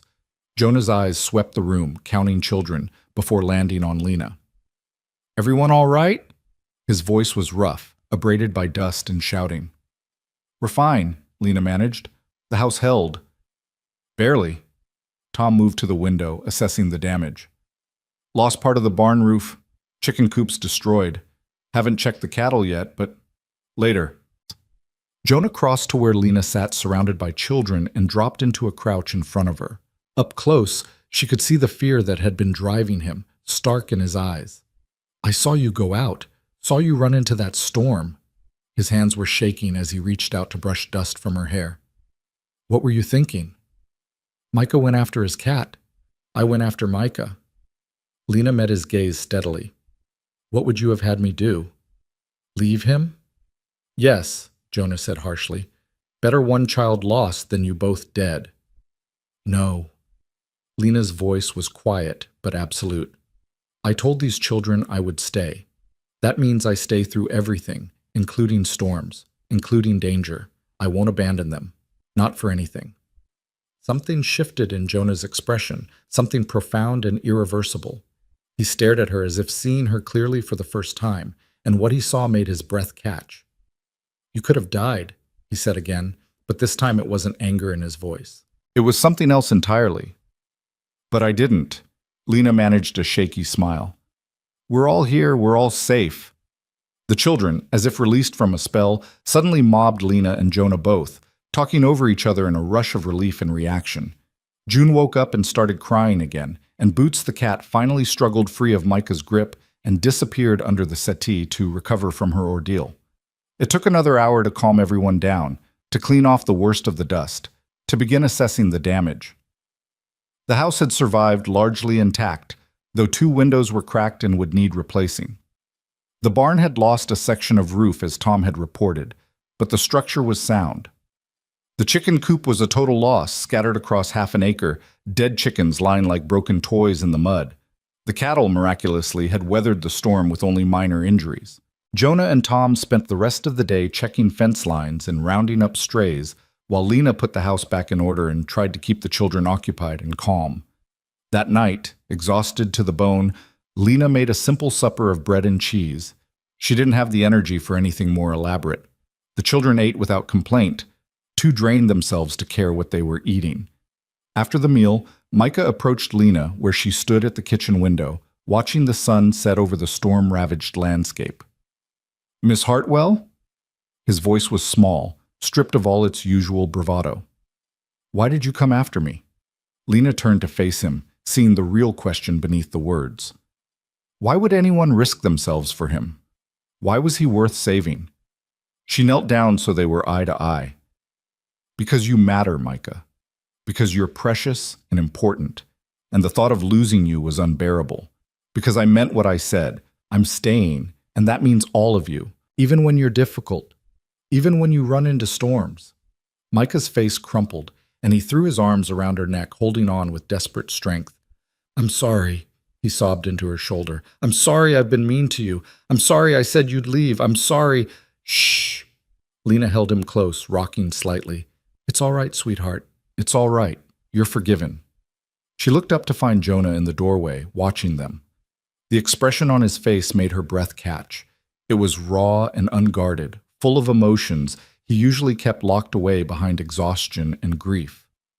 Later, after the children were in bed, Lena discovered she couldn't sleep. Her body ached from the day's exertions, her lungs still felt gritty from the dust, but her mind wouldn't quiet. She kept reliving those terrifying moments in the storm, feeling the wind trying to tear her away, seeing Micah's small figure disappearing into the darkness. She wrapped a blanket around her shoulders and made her way downstairs, thinking to make some tea.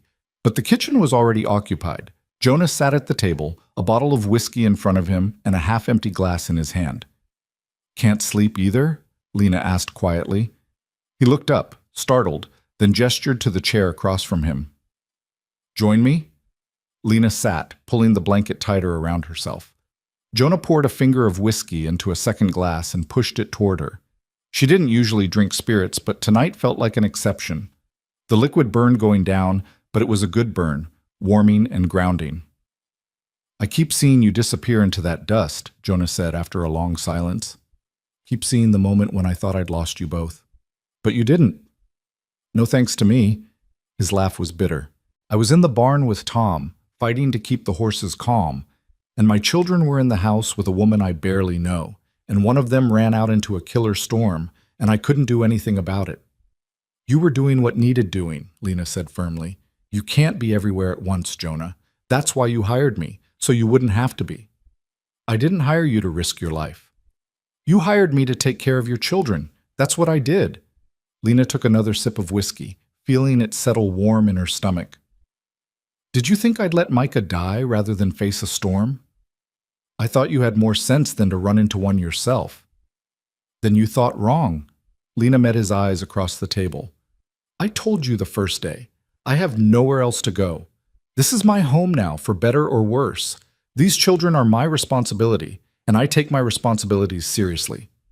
Jonah studied her in the lamplight, his blue eyes searching her face as if trying to solve a puzzle. "You're not what I expected." "What did you expect?"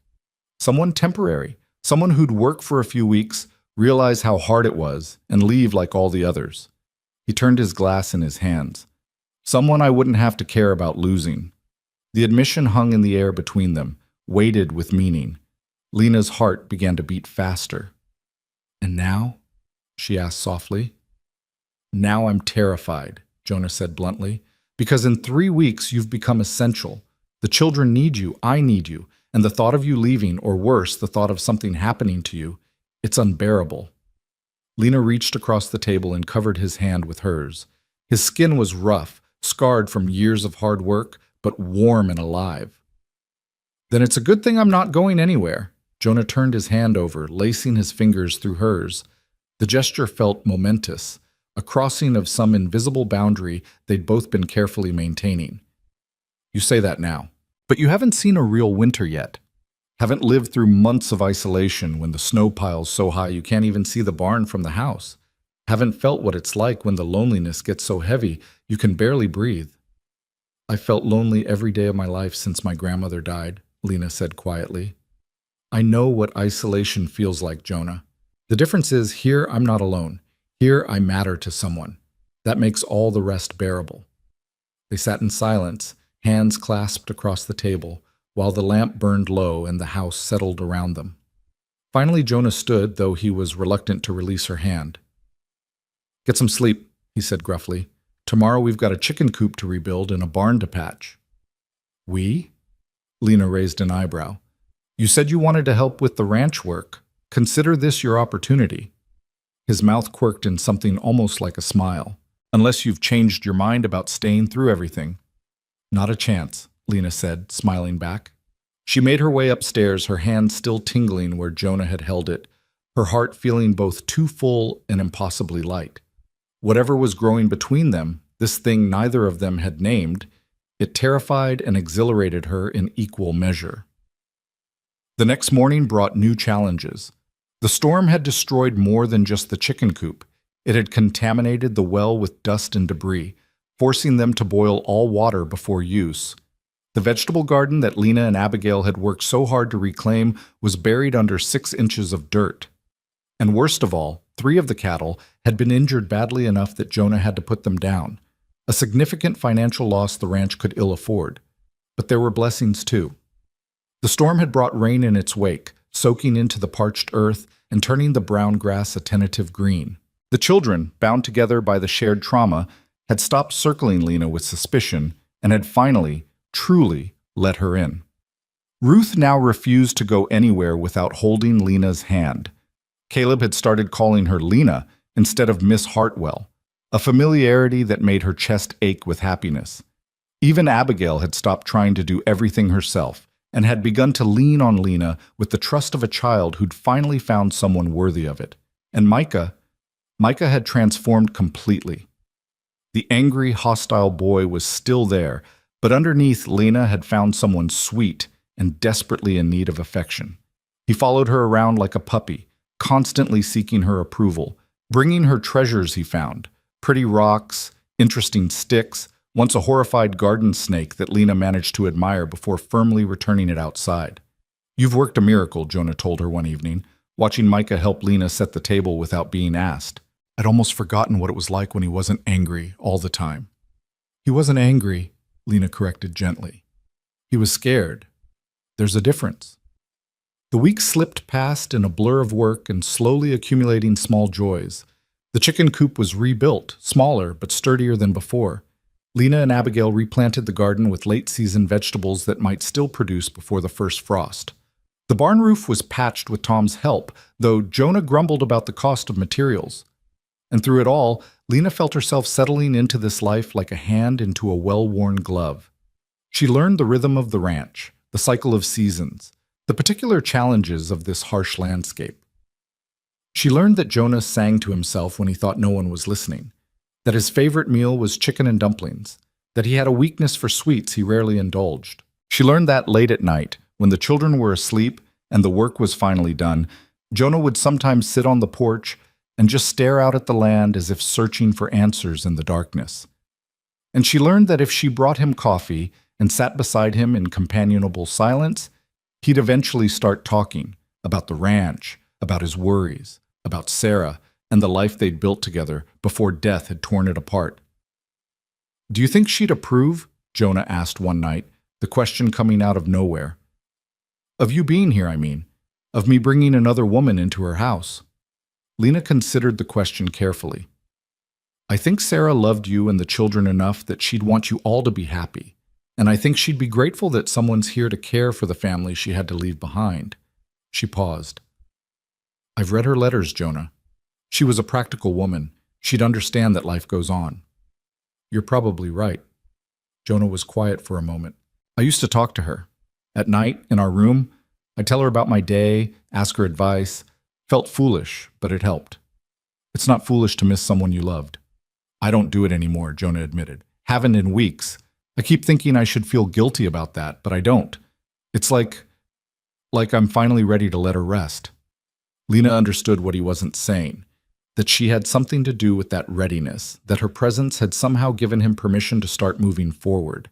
The knowledge was heavy and precious both, but their fragile peace was shattered on a Tuesday morning 6 weeks after Lena's arrival, when a wagon rolled into the yard carrying a woman Lena recognized despite the years that had passed.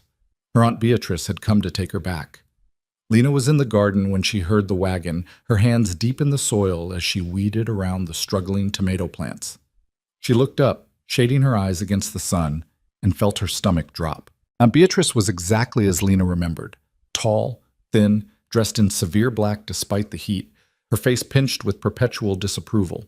She climbed down from the wagon with the help of a man Lena didn't recognize, probably hired for the journey, and surveyed the ranch with the expression of someone examining a crime scene. "Lena," she called out, her voice sharp enough to cut glass. "Stop whatever you're doing and come here immediately." Lena stood slowly, wiping her hands on her apron. Her heart was pounding, her mouth dry, but she forced herself to walk calmly across the yard. Behind her, she heard the kitchen door open. Jonah and the children would have heard the wagon, would be coming to see who'd arrived. "Aunt Beatrice." Lena stopped a few feet away, maintaining distance. "This is unexpected." "I imagine it is." Beatrice's eyes swept over Lena, taking in the worn dress, the dirt under her fingernails, the sunburned nose. "Look at you, you've gone completely native." "This is exactly what I feared would happen." "What are you doing here?" Lena asked bluntly. "I've come to collect you, of course. This arrangement was always meant to be temporary, a few months at most while I sorted out other options. I've secured you a position with a family in Philadelphia, respectable people. You'll work as a nursemaid to their children." "I have a position," Lena said, her voice steady despite the fear coursing through her. "Here." "This?" Beatrice gestured dismissively at the ranch. "This is hardly suitable for a young woman of any breeding, living in the wilderness with a widowed man caring for his children like some kind of—" She stopped herself, but Lena heard what she hadn't said. "Like some kind of woman who'd sell herself for security." "Mrs. Hartwell, I presume?" Jonah's voice, cold as winter ice, cut through the tension. He'd approached from the house, the children clustered on the porch behind him, watching with wide eyes. Beatrice turned, her chin lifting. "Mr. Pierce, we've corresponded by telegram." "We have, though I don't recall any mention of you planning a visit." Jonah moved to stand beside Lena, and she felt the warmth of his presence like a shield. "Is there something I can help you with?" "You can help me by releasing my niece from this absurd arrangement. She's needed elsewhere." "I'm not going," Lena said, finding her voice. The fear was still there, but underneath it was something stronger, certainty. "I'm staying here, Aunt Beatrice, with this family." "Don't be ridiculous. You can't possibly want to stay in this godforsaken place." Beatrice's voice rose. "You're wasting your youth on someone else's children, working yourself to the bone for pennies. I'm offering you a real opportunity." "To be unwanted in someone else's house again?" Lena interrupted, her own voice rising to match. "To spend my days caring for children who aren't mine while being reminded constantly that I'm a burden? To have no home, no family, nothing that's truly mine?" She shook her head. "I've done that my entire life, and I'm done. You ungrateful girl." She said no. Jonah's voice was quiet but carried absolute authority. Miss Hartwell is employed by me. She has a contract. A handshake and a telegram are hardly a binding contract, Beatrice snapped. She's my niece, my responsibility. I have every right to— You have no rights where I'm concerned. Lena stepped forward, her hands clenched into fists. You gave up any claim to me when you shipped me off to the frontier without even asking if I wanted to come. You didn't care then whether this was right for me. You just wanted me gone. That's not— It's true, and you know it. Lena's voice shook, but she forced herself to keep talking. I was a problem you solved by sending me as far away as possible. Well, I like it here. I'm needed here. For the first time in 7 years, I have a place where I belong, and you don't get to take that away from me. Silence fell, broken only by the wind and the distant lowing of cattle. Beatrice stared at Lena as if she'd never seen her before, and perhaps she hadn't. The meek, grateful girl who'd lived in her house was gone, replaced by someone who'd learned to fight for what mattered. If you stay here, Beatrice said finally, her voice tight with fury, you are no longer my concern, no longer family. I'll wash my hands of you entirely. Then wash them, Lena said, and felt simultaneously terrified and free. I have a family now. Beatrice's face went white, then red. She opened her mouth, closed it, then turned sharply toward her hired driver. We're leaving, immediately. The wagon was turned around and rumbling back down the drive within minutes, dust rising in its wake. Lena watched it go, her whole body trembling now that the confrontation was over. She'd done it. She'd actually done it. She'd chosen herself, chosen this life, chosen— Lena. She turned to find Jonah watching her with an expression of such profound emotion that it stole her breath. Behind him, the children had left the porch and were running across the yard. And then she was surrounded by them, Ruth and June clinging to her skirts, Caleb and Micah pressing close, Abigail wrapping her arms around Lena from behind. You stayed, Abigail whispered fiercely. You chose to stay. Of course I did, Lena managed through her tears. I told you I would. I promised. That night, after the children were finally settled, it had taken hours, they'd been so wound up from the day's drama. Lena found herself once again on the porch with Jonah. But this time, he was the one who sought her out, carrying 2 cups of the precious coffee they usually saved for special occasions. You gave up your family for us, he said without preamble. I gave up people who never wanted me for people who do, Lena corrected. There's a difference. Still, Jonah set his cup down and turned to face her fully. What you did today, standing up to her, choosing to stay even though she made it clear there'd be consequences, that took courage. Or stubbornness. Lena attempted a smile. I'm not always sure which. Both, probably. Jonah was quiet for a moment, then, Lena, I need to ask you something, and I need you to be honest with me. Her heart began to pound. All right. Are you staying because you have nowhere else to go, or because you want to be here? Lena took a breath, knowing her answer would change everything. At first, it was because I had nowhere else. But now, she met his eyes. Now I stay because I can't imagine being anywhere else, because these children have become my children, because this house has become my home, because you— She faltered, unable to finish. Because I what? Jonah's voice was soft, his eyes intense. Because you've made me feel like I matter, Lena whispered, like I'm more than just a burden or an obligation, like I'm essential. Jonah reached out and took her hand, his thumb brushing across her knuckles. You are essential. To this family. To me. He paused. I never thought I'd feel this way about anyone after Sarah. Thought that part of me died with her, but you've brought this household back to life, Lena. You've brought me back to life. Jonah, I'm not asking for anything, he said quickly. I know this isn't what you signed on for. You came here as hired help, and if that's all you want to be, I'll respect that. But I need you to know, you're not just the housekeeper. Not to me, not to any of us. Lena's eyes burned with tears. What am I then? Jonah lifted her hand to his lips, pressing a kiss to her work-roughened knuckles. You're ours, he said simply. If you'll have us. And Lena, who'd spent her whole life belonging to no one, finally understood what it meant to be claimed. Not as property, but as something infinitely more precious, as family, as home, as someone worth fighting for. Yes, she said through her tears. Yes, I'll have you, all of you. Jonah pulled her into his arms, and Lena let herself be held, feeling safe and wanted in a way she'd never experienced before. Tomorrow would bring new challenges. She knew that. The ranch was still struggling financially. Winter was coming, and with it all the hardships Jonah had warned her about. There would be difficult days ahead. But tonight, surrounded by the vast prairie darkness and held in the arms of a man who'd learned to hope again, Lena finally let herself believe that she'd found what she'd been searching for all along. Not just a place to stay, but a reason to fight for staying. Not just survival, but a life worth living. Not just acceptance, but love. Fierce, protective, and absolutely unshakable. She was home. Finally, truly home.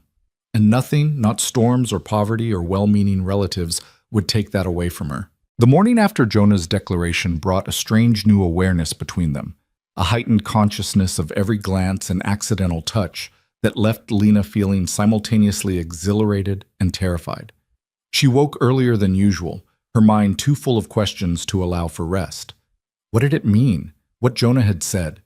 What did he expect from her now? What did she want? She dressed in the pre-dawn darkness and made her way downstairs, seeking the comfort of familiar routines. But when she entered the kitchen, she found Jonah already there, building up the fire in the stove. He looked up at her entrance, and the expression on his face, tender and uncertain and hopeful all at once, made her breath catch. "Couldn't sleep either?" he asked quietly.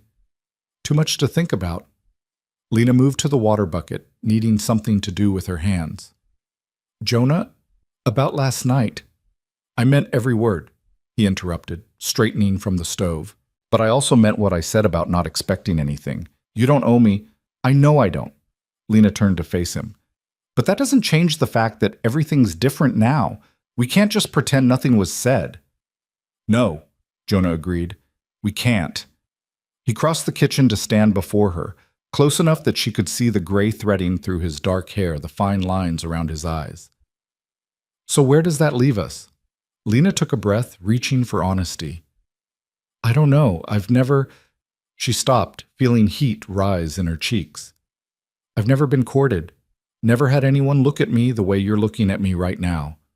I don't know what I'm supposed to do or say or feel." "Then we'll figure it out together." Jonah's hand came up to cup her cheek, his thumb brushing across her cheekbone with infinite gentleness. "No expectations, Lena. No pressure. We'll just see where this goes. Is that all right?" It was more than all right. It was everything she hadn't known she needed. Lena nodded, leaning slightly into his touch, and saw his eyes darken with emotion. "Can I kiss you?" he asked, his voice rough. "Yes," Lena whispered. He leaned down slowly, giving her time to change her mind, but Lena didn't want to change her mind. When his lips met hers, it was gentle and careful, a question rather than a demand. Lena's first kiss, given and received with all the tenderness of two people who'd learned not to take precious things for granted. When they finally pulled apart, Jonah rested his forehead against hers, his breathing unsteady. "I've wanted to do that for weeks," he admitted. "Since when?" Lena asked, surprised by her own boldness. "Since the storm. Since I watched you run into that nightmare to save my son and realized you were the bravest person I'd ever met." His arms came around her waist, holding her close. "Maybe even before that. Since you stood in my kitchen and refused to be intimidated by Abigail's hostility. Since you read poetry to my children like it was the most natural thing in the world. Since you made me remember what it felt like to hope." Lena's throat tightened with emotion. "I'm not brave. I was terrified." "Being brave doesn't mean you're not afraid. It means you do what needs doing anyway." Jonah pulled back just enough to see her face. "You've done that every single day since you arrived here, Lena. You've been brave when it would have been easier to run." They stood in the quiet kitchen, holding each other as the sky outside began to lighten, and Lena felt something settle in her chest, a sense of rightness, of being exactly where she was supposed to be. The moment was broken by footsteps on the stairs. They stepped apart just as Abigail appeared in the doorway, her hair still in its nighttime braid, her expression sleepy. But she was observant enough to catch the charged atmosphere, the way Jonah and Lena were standing just a bit too far apart, the flush on Lena's cheeks. "Morning," Abigail said slowly, her gaze moving between them with unmistakable speculation. "Good morning." Lena forced herself to move naturally toward the pantry. "I was just about to start breakfast. Would you help me with the biscuits?" "Sure." Abigail moved to wash her hands, but Lena could feel the girl watching them both. As Jonah excused himself to tend to the morning chores, Abigail waited until the door had closed behind him before turning to Lena with barely contained excitement. "Something happened," she said. It wasn't a question. Lena felt heat creep up her neck. "I don't know what you mean." "Yes, you do.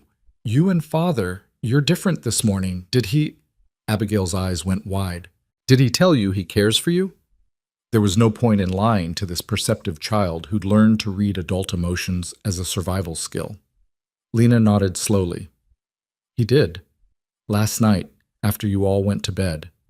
Abigail's face lit up with a joy so pure it took Lena's breath away. "I knew it. I told Caleb weeks ago that Father looked at you different than he looked at the other women, but he said I was imagining things." She grabbed Lena's hands. "So what happens now? Will you get married? Will you really be our mother?" "Abigail, slow down." Lena squeezed the girl's hands gently. "Nothing's decided. We're taking things slowly, seeing how we feel. But you do care for him, don't you?" There was vulnerability beneath Abigail's excitement, a fear that this too might be taken away. "Yes," Lena said honestly. "I do, very much." "And you're still staying, even though Aunt Beatrice tried to take you away?" "I'm staying," Lena promised. "No matter what happens between your father and me, I'm staying. This is my home now." Abigail threw her arms around Lena's waist, hugging her fiercely. "Good. Because we need you. All of us need you." The other children appeared gradually, drawn by the smell of breakfast and the sounds of activity. If they noticed anything different about the atmosphere, they didn't comment on it. But Lena caught Caleb watching her and Jonah with thoughtful eyes, and Ruth seemed to position herself between them whenever possible, as if trying to physically connect the two adults she'd come to depend on. After breakfast, Jonah asked Lena to walk with him to check on the cattle in the north pasture. It was a longer walk than strictly necessary for the task at hand, and Lena understood he wanted time alone with her, away from the curious eyes of 5 children. They walked in comfortable silence for a while, the morning sun already hot on their shoulders despite the early hour. The land stretched around them, brown grass rippling in the constant wind, and Lena found herself appreciating its stark beauty in a way she couldn't have when she first arrived. This place had seemed so empty then, so hostile. Now it felt like possibility, wide open and full of space to build something new. "I need to tell you about Sarah," Jonah said abruptly, breaking the silence. Lena glanced at him, seeing the tension in his shoulders. "You don't have to—" "I do. If we're going to—" He stopped, searching for words. "If there's going to be something between us, you need to understand what came before." They reached a fence line and Jonah leaned against it, staring out at the grazing cattle. Lena stood beside him and waited, giving him time to gather his thoughts. "I met Sarah when I was 22, he began. "She came west with her family, and I fell for her the moment I saw her. She was beautiful and kind and stronger than she looked. We married within 6 months." His mouth curved in a small, sad smile. "Everyone said we were too young, too hasty, but we knew what we wanted. We built this ranch together from almost nothing, had our children, made a life." "You loved her very much," Lena said softly. "I did. She was my partner in every way, not just a wife, but a true partner. When things were hard, she never complained. When I doubted, she believed." Jonah's voice roughened. "And when she died, I thought I'd died too. The only thing that kept me going was the children needing me." Lena reached out and took his hand, lacing their fingers together. "She sounds remarkable." She was. Jonah turned to face Lena fully. "But here's what I need you to understand. What I feel for you isn't about replacing her. Sarah will always be part of me, always be the mother of my children, but what I'm feeling now, what's growing between us, It's not some pale shadow of what I had before. It's different, new, its own thing entirely. I'm not her, Lena said, needing him to hear it. I'll never be her, Jonah. I can't fill the space she left. I don't want you to fill her space. I want you to make your own space. His free hand came up to frame her face. You already have, Lena. You've carved out a place in this family that's entirely yours. The children don't see you as a replacement for their mother. They see you as someone new who loves them anyway. And He stopped, his thumb tracing her jawline. I see you as the woman who made me believe I could live again instead of just surviving. Lena's eyes filled with tears. I don't know if I'm strong enough for this. For all of it. The ranch, the children, you. What if I fail? What if I can't be what you need? You already are what I need, Jonah said fiercely.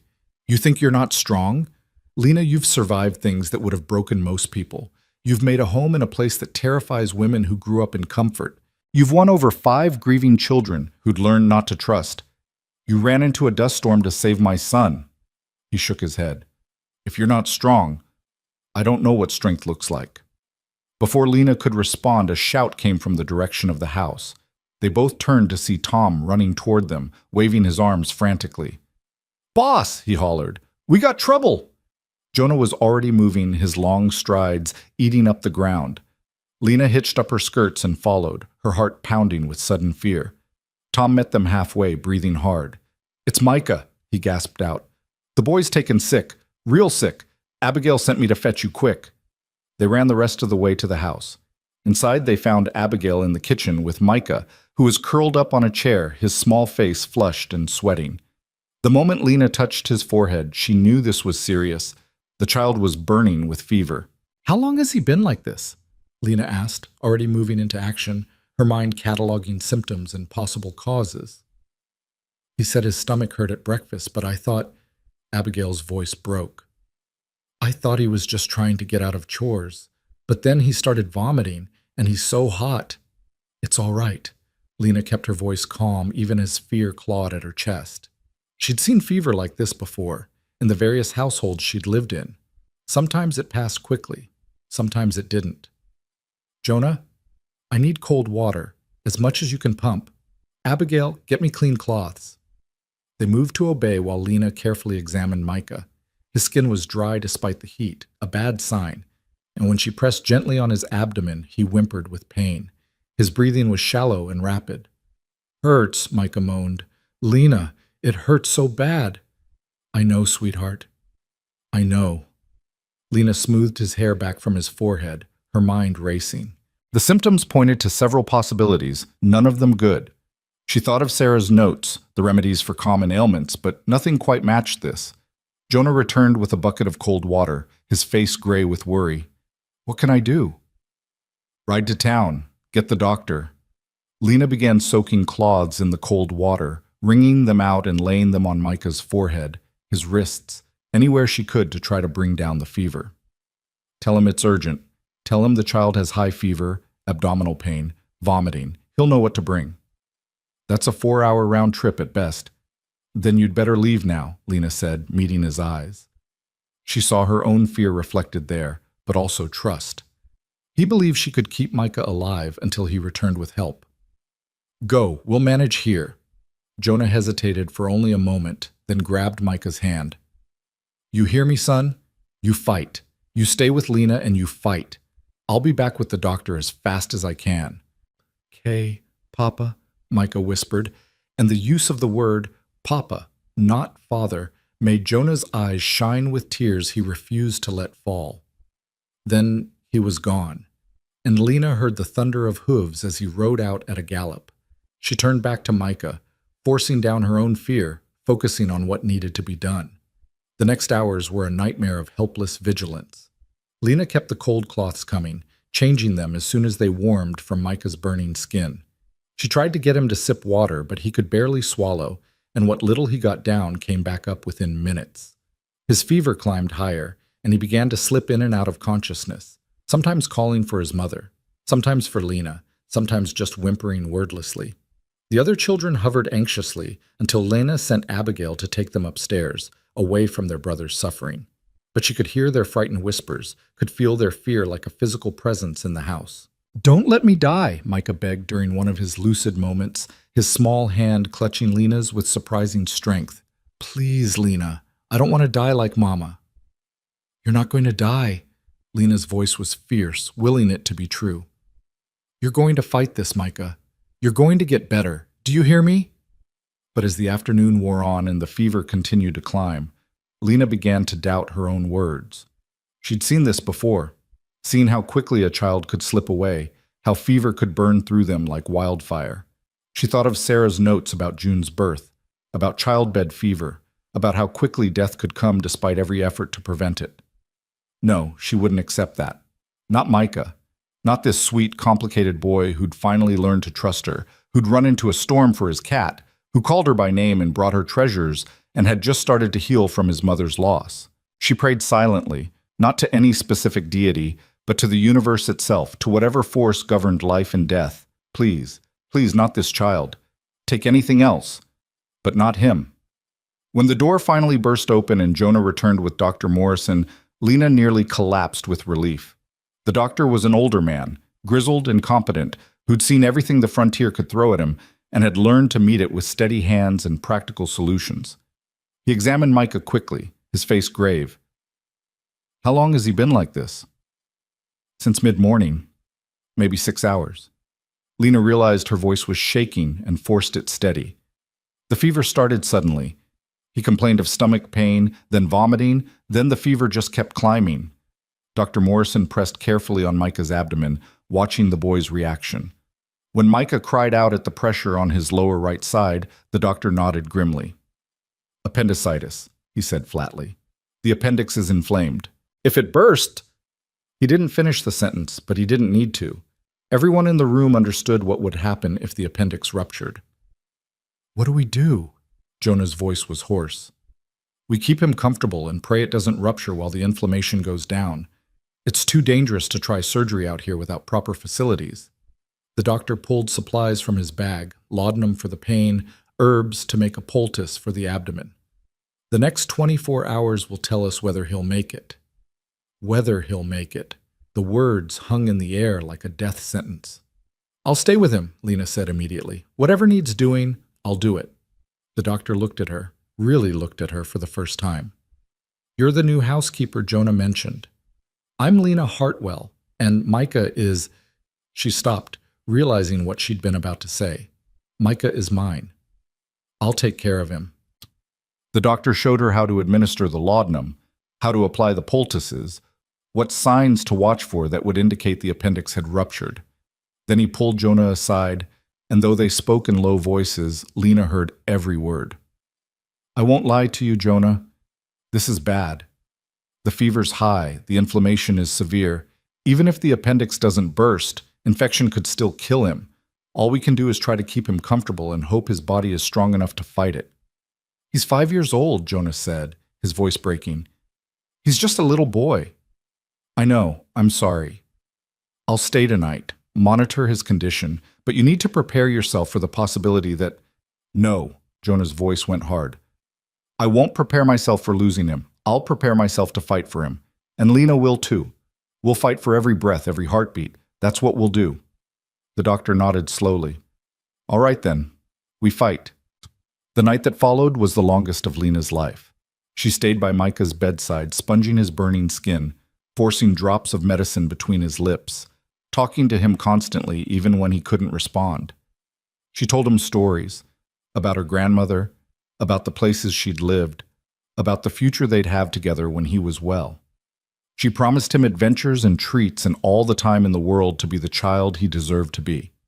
Jonah sat on Micah's other side, holding his son's hand, his lips moving in silent words that might have been prayers or promises, or simply the desperate pleading of a father who couldn't bear to lose another piece of his heart. Somewhere past midnight, Micah's fever broke. One moment he was burning, delirious, struggling to breathe, and the next sweat was pouring from his skin, drenching the sheets. His breathing eased. His eyes, when they fluttered open, were clear for the first time in hours. "Lena?" His voice was thread-thin but lucid. "Did I die?" No, baby. Lena's voice broke as she laughed and cried simultaneously. No, you didn't die. You're going to be fine. Dr. Morrison checked him over with careful, practiced hands. The fever's broken. That's good. Very good. But he's not out of danger yet. We need to watch him closely for the next few days, make sure infection doesn't set in, make sure the appendix doesn't flare up again. We'll watch him, Jonah said, his voice rough with emotion. Every moment, whatever it takes. As dawn broke over the prairie, painting the sky in shades of gold and pink, Micah slept peacefully for the first time in 24 hours. Dr. Morrison dozed in a chair, exhausted from his vigil, and Jonah and Lena sat together beside the sleeping child, their hands clasped, united in their determination to protect this family they'd both come to love so fiercely. Thank you, Jonah whispered, his thumb tracing circles on the back of Lena's hand, for fighting for him, for not giving up. He's mine to fight for, Lena said simply, and realized as she spoke that it was absolutely true. These children, all 5 of them, had become hers in the deepest sense, not by blood, not by law, but by choice, by love, by the fierce, protective bond that had grown between them through shared struggles and small joys and moments exactly like this one, when the only thing standing between a child and death was the stubborn refusal of the people who loved him to let him go. Over the next 3 days, Micah slowly recovered. The crisis had passed, but he remained weak, requiring constant care. Lena barely left his side, sleeping in snatches on a chair beside his bed, waking at his slightest sound. The other children tiptoed around, their earlier boisterousness subdued by fear and the close brush with loss. But on the 4th day, Micah sat up on his own and asked for food, real food, not just broth. And when Lena brought him bread with butter and jam, he ate it all and asked for more, and she knew with absolute certainty that he would survive.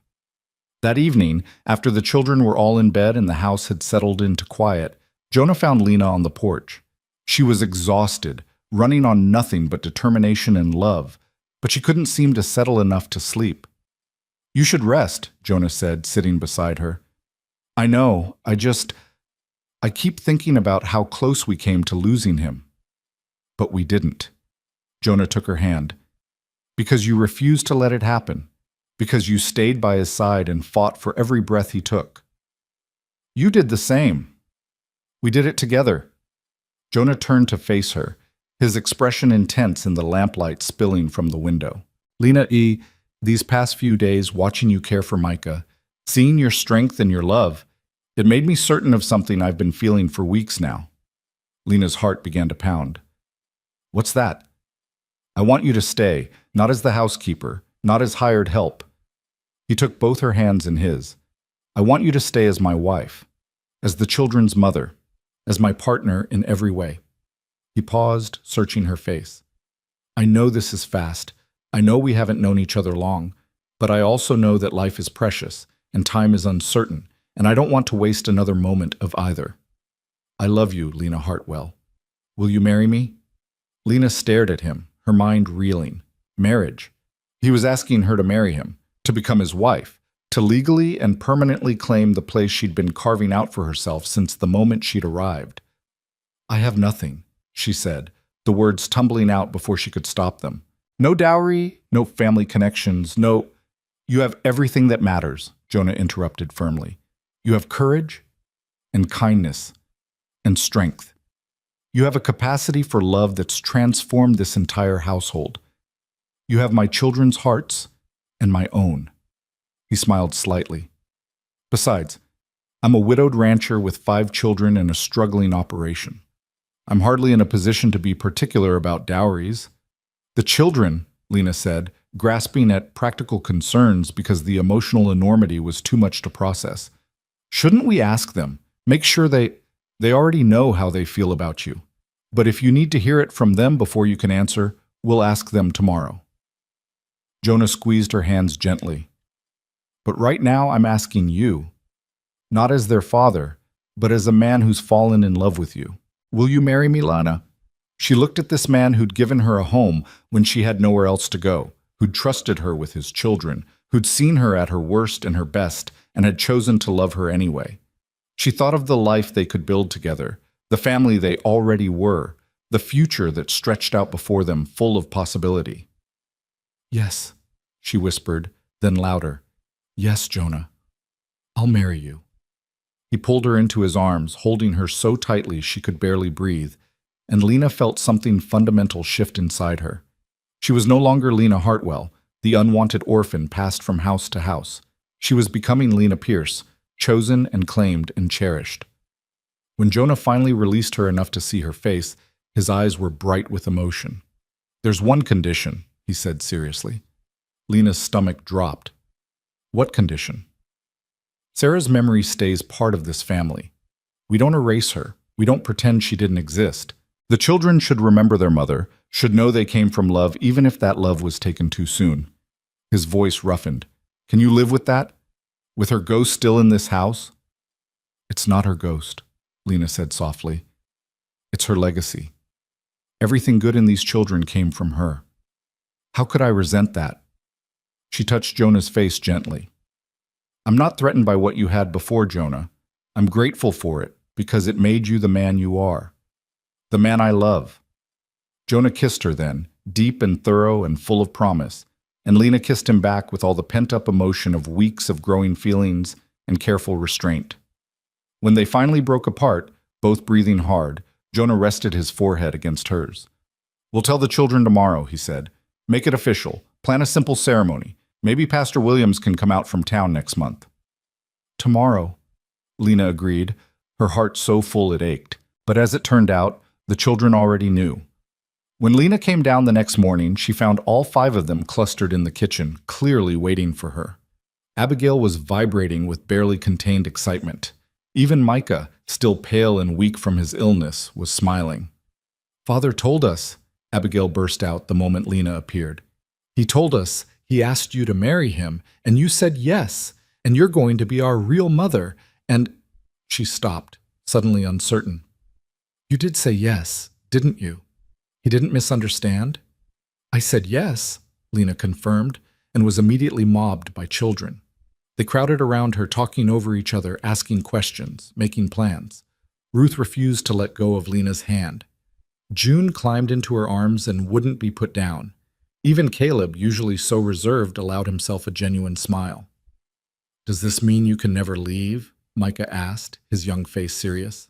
"Even if things get hard? Marriage means you stay forever, right?"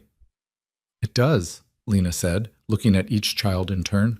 "It means I'm yours, and you're mine, and nothing will change that. Not hardship, not distance, not anything. Forever." "Good," Micah said with satisfaction, settling back against Abigail's shoulder. "Because I don't want anyone else." Neither did Lena. She'd spent 19 years feeling like she belonged nowhere, and now she belonged here, to these 5 children and the man who'd given her a chance when no one else would. She belonged to this harsh, beautiful land that had tested her and found her worthy. She belonged to a future she was choosing for herself rather than having chosen for her. "Forever," she promised again, and meant it with every fiber of her being. The wedding was planned for the first Saturday in October, giving them just enough time to make the necessary arrangements without the delay feeling unbearable. Lena had imagined something small and private, just herself and Jonah with the children as witnesses, but the community had other ideas. News traveled fast across the prairie, carried by supply wagons and ranch hands and the invisible network of frontier communication. Within a week of the engagement, neighbors Lena hadn't even known existed began appearing at the ranch with offerings and advice. Mrs. Henderson from 5 miles east brought fabric for a wedding dress, insisting that Lena couldn't possibly marry in one of her worn gray work dresses. Mr. Chen, who ran the general store in town, sent word that he'd ordered a proper wedding cake from a baker in Casper. Even Tom, the usually taciturn hired hand, offered to butcher one of the steers for the wedding feast. "I don't understand," Lena said one evening, overwhelmed by the outpouring. "These people don't even know me." "They know what you've done for this family," Jonah said, his arm around her waist as they watched the sun set from the porch. "Word got around about you staying through the storm, fighting for Micah when he was sick. Out here, that kind of loyalty means something. They're celebrating because you're one of them now. One of them. The words settled warm in Lena's chest. She'd spent so long being an outsider that she'd forgotten what it felt like to belong to a community, to be welcomed rather than merely tolerated. The children threw themselves into wedding preparations with enthusiasm that sometimes bordered on chaos. Abigail appointed herself chief organizer, making lists and issuing instructions with the authority of a general marshalling troops. She and Lena spent hours at the sewing machine, Mrs. Henderson had lent them, working on the wedding dress. Simple white cotton with lace at the collar and cuffs. Nothing fancy but made with love. Ruth picked wildflowers from the prairie every day, bringing them to Lena with solemn ceremony and asking if they would be pretty enough for the wedding. Lena assured her they would be perfect, privately thinking that Ruth's eager face was worth more than any hothouse blooms from the city. Caleb, with his quiet artistic bent, made a sign to hang over the porch that read Pierce Family Wedding in careful letters, decorating it with drawings of horses and wildflowers. When he showed it to Lena, his face anxious for her approval, she hugged him so hard he squeaked. Even Micah, still recovering from his illness, contributed by testing every sweet thing that came into the house and declaring whether it was good enough for Lena's wedding. His standards were exacting, and more than one well-meaning neighbor's contribution was rejected as not special enough. June, at 2 years old, didn't fully understand what was happening, but she absorbed the household's excitement like a sponge. She took to calling Lena Mama, the word slipping out naturally one morning, and then repeating with increasing frequency until it became her default. The first time it happened, Lena's eyes had filled with tears, and she'd looked to Jonah uncertainly, afraid she was overstepping. Sarah would have wanted her to have a mother, Jonah had said quietly. She would have wanted all of them to have someone who loved them the way you do. The mention of Sarah had become less painful as the weeks passed, not because her memory was fading, but because Lena had found a way to honor it rather than compete with it. She kept Sarah's recipe box on the kitchen counter and consulted it regularly. She'd framed one of Sarah's letters, one that talked about her hopes for her children, and hung it in the parlor. And when the children wanted to talk about their mother, Lena listened with genuine interest, learning about the woman whose love had shaped this family before tragedy struck. "Do you think Mama would like you?" Ruth asked one afternoon as she and Lena worked in the garden together, planting bulbs that would bloom in spring. Lena considered the question carefully. "I don't know, sweetheart, but I hope she would. I hope she'd see that I love you all and want what's best for you, just like she did." "I think she would," Ruth said with the certainty of a 7-year-old. "Because you make Papa smile again. He stopped smiling after Mama died, but now he smiles all the time." It was true. Jonah had transformed over the weeks of their engagement, shedding years of exhaustion and grief like a snake shedding old skin. He still worked long hours on the ranch. That was unavoidable, but he no longer carried the weight of the world on his shoulders alone. He'd learned to lean on Lena, to share his worries and plans, to accept help when it was offered. The ranch itself had begun to recover too. With Lena managing the household efficiently, Jonah had been able to focus more attention on the cattle and land. He'd sold off some of the weaker stock and used the money to repair fences and outbuildings. Tom had proven more capable when properly directed, and together they'd started making plans for expanding the herd come spring. It was slow progress, but it was progress nonetheless. "We might actually make it," Jonah had said one night, going over the accounts with Lena. "Another good year, and we'll be stable. 2 good years, and we might even prosper." "We'll make it," Lena had replied with certainty. "We have to. We've got too much to build together to fail now."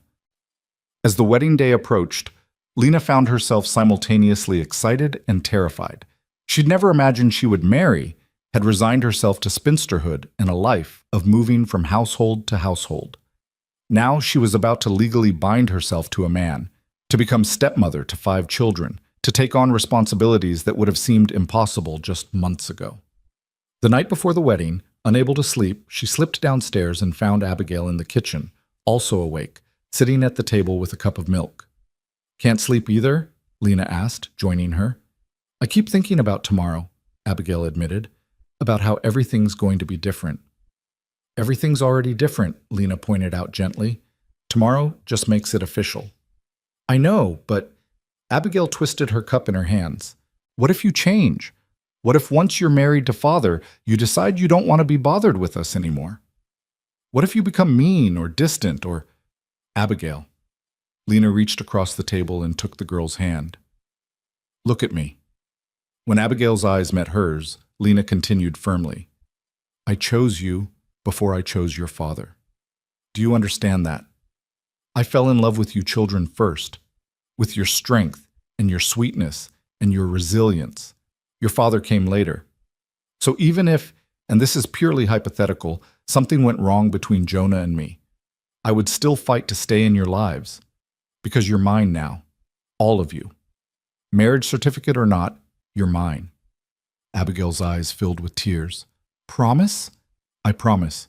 Lena squeezed her hand. Now come here. She pulled Abigail into a hug, and they sat together in the quiet kitchen, a soon-to-be mother and daughter finding comfort in each other on the eve of a day that would change everything. The wedding day dawned clear and bright, the autumn air crisp with the promise of coming winter, but still warm enough in the afternoon sun to be pleasant.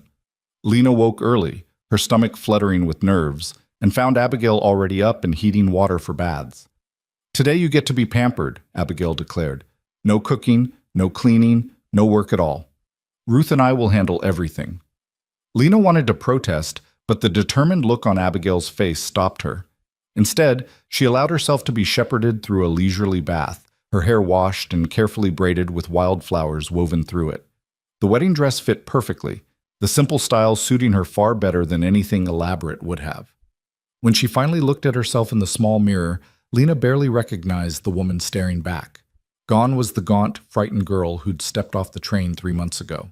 In her place stood someone with color in her cheeks, strength in her shoulders, and hope shining in her eyes.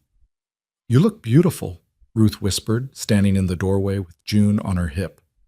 Pretty, Mama, June agreed, reaching for Lena. Lena gathered the little girl into her arms, careful not to wrinkle her dress, and felt her throat tighten with emotion. This was real. This was happening. In a few hours, she would be married, would officially become part of this family she'd come to love so fiercely. The ceremony was held in the yard, under a framework Tom had built and decorated with pine boughs and wildflowers. Neighbors began arriving around noon, their wagons raising dust clouds as they approached. Lena was overwhelmed by the sheer number of people. She'd expected perhaps a dozen, but more than 30 came to witness the wedding, bringing food and gifts and warm wishes. Pastor Williams arrived from town mid-afternoon, a jovial man who'd married Sarah and Jonah 14 years earlier and who greeted the occasion with genuine happiness. He pulled Lena aside before the ceremony began. I knew Sarah Pierce, he said gently. She was a remarkable woman, and I know her loss was devastating to this family. But I want you to know she would have approved of you. She would have wanted Jonah and the children to find happiness again, to build a new future while honoring the past. Don't let anyone make you feel like you're replacing her. You're not. You're writing a new chapter in this family's story. His words settled something in Lena that she hadn't realized was still uncertain. She thanked him with tears in her eyes and went to take her place for the ceremony.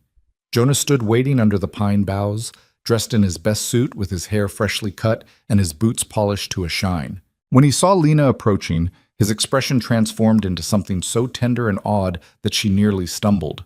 He thought she was beautiful. After everything, after seeing her covered in dust and flour, exhausted and frightened and pushed to her limits, he still looked at her like she was precious. The children flanked them as they took their places. Abigail stood on Lena's right, holding June and openly crying happy tears. Caleb, Micah, and Ruth arranged themselves around Jonah, their faces solemn with the importance of the moment. Pastor Williams began the ceremony with a prayer, then launched into the traditional words about marriage and commitment. But when he got to the vows, he paused and looked at Jonah and Lena with a gentle smile. I understand you've written your own vows, he said. Jonah, would you like to begin? Jonah took both of Lena's hands in his grip strong and sure. Lena Hartwell, 3 months ago, you arrived at my ranch with nothing but a carpet bag and more courage than any person I'd ever met. You could have run when you saw how hard things were. You could have left when better opportunities presented themselves. Instead, you stayed. You fought for my children, for this family, for me. You brought light back into a house that had forgotten how to hope. His voice roughened with emotion. I promise you this. I will honor the strength you've shown. I will cherish the love you've given so freely. I will stand beside you through whatever challenges come, and I will never, ever take for granted the gift of your presence in our lives. You came here as hired help, but you've become essential. You are my partner, my love, and from this day forward, you are my wife. Lena's vision blurred with tears, but she blinked them back, determined to get through her own vows without breaking down completely. Jonah Pierce, when I stepped off that train, I was lost. I'd spent years believing I didn't matter, that I was a burden to be shuffled from place to place with no real home to call my own. You gave me a chance when no one else would. You gave me a place to belong, and then you gave me something even more precious. You gave me a family to love and be loved by. She looked at the children, including them in her words. I promised to honor Sarah's memory by loving the children she brought into this world. I promised to be a true partner to you, sharing the burdens and the joys. I promised to fight for this family, to stay when things are hard, to build a future worthy of all the hope we're investing in it. I came here looking for survival, but I found a reason to live. You are my home, Jonah. All of you are my home. There wasn't a dry eye under the pine bower by the time she finished. Even Tom was discreetly wiping at his face. Pastor Williams cleared his throat, clearly moved.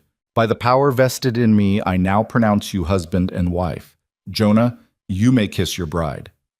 Jonah pulled Lena close and kissed her thoroughly, while the assembled crowd cheered and whistled. The children mobbed them the moment they separated, and for several chaotic minutes it was impossible to tell where one person ended and another began.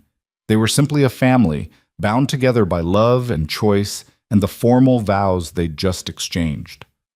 The celebration that followed was like nothing Lena had ever experienced. Tables had been set up in the yard, laden with food that neighbors had brought: roasted beef and chicken, fresh bread, vegetables from late gardens, pies and cakes and cookies. Someone produced a fiddle, and dancing began as the sun started its descent toward the horizon. Jonah led Lena in the first dance, his arms strong around her waist as they moved to the music.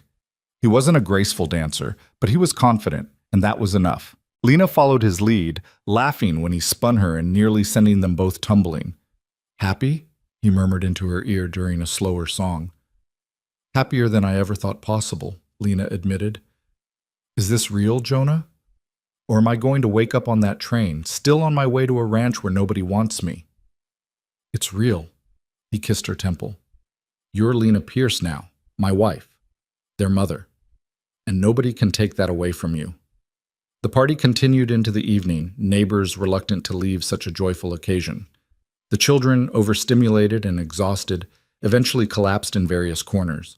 Ruth asleep on a blanket under the stars, Micah and Caleb dozing against each other on the porch steps, June passed out in Abigail's arms. As the last guests finally departed and the ranch settled into peaceful quiet, Jonah and Lena stood together in the yard, surveying the beautiful chaos of the celebration. We should probably clean up, Lena said without much conviction. It'll keep until morning.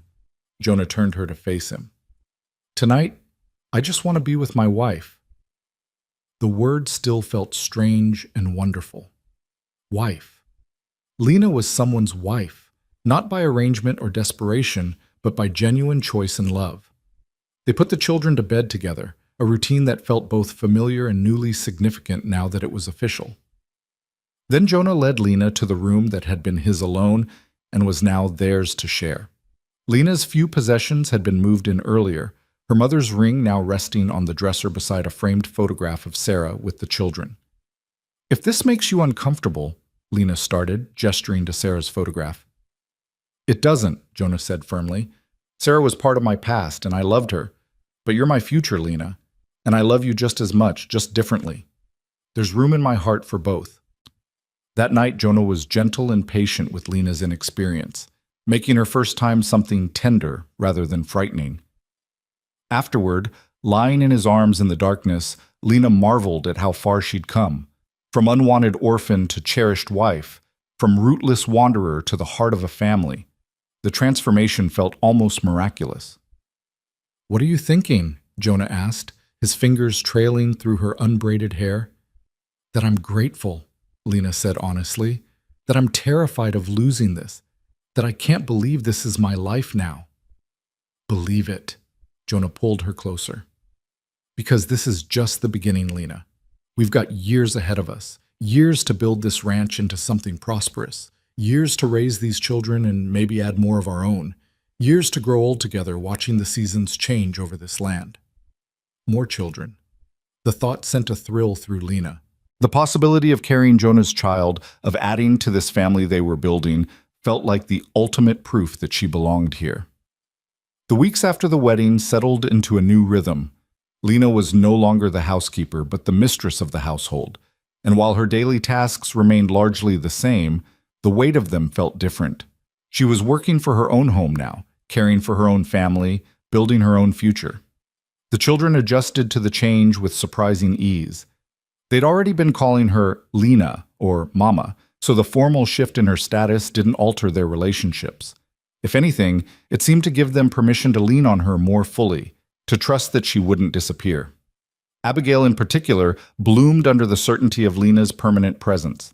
She began to reclaim some of her childhood, spending time on things she enjoyed rather than constantly managing household crises. She taught Lena to ride, the two of them taking long afternoon rides across the prairie while Ruth minded June.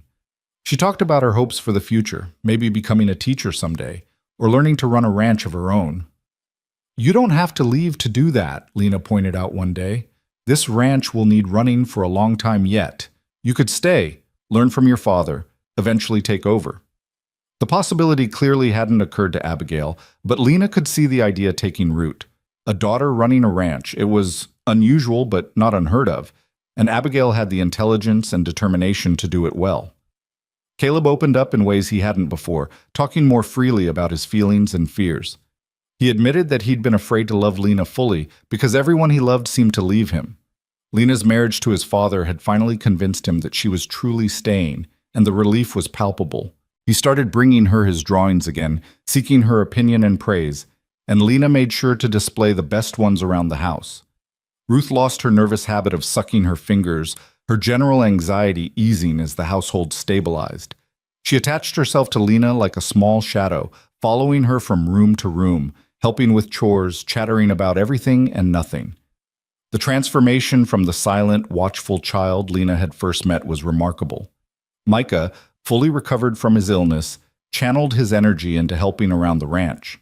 He was still only 5 and couldn't do much, but he took his small responsibilities seriously, feeding the chickens, collecting eggs, helping Tom with simple tasks around the barn. The anger that had defined him when Lena first arrived was gone, replaced by the natural exuberance of a healthy, happy child. And June simply loved with the uncomplicated wholeness of toddlerhood. She called Lena Mama and Jonah Papa, and seemed to have no memory of a time when they weren't a complete family. Sometimes Lena wondered if that should make her sad, that June wouldn't remember Sarah. But then she'd remember what Pastor Williams had said. She wasn't replacing Sarah, she was writing a new chapter.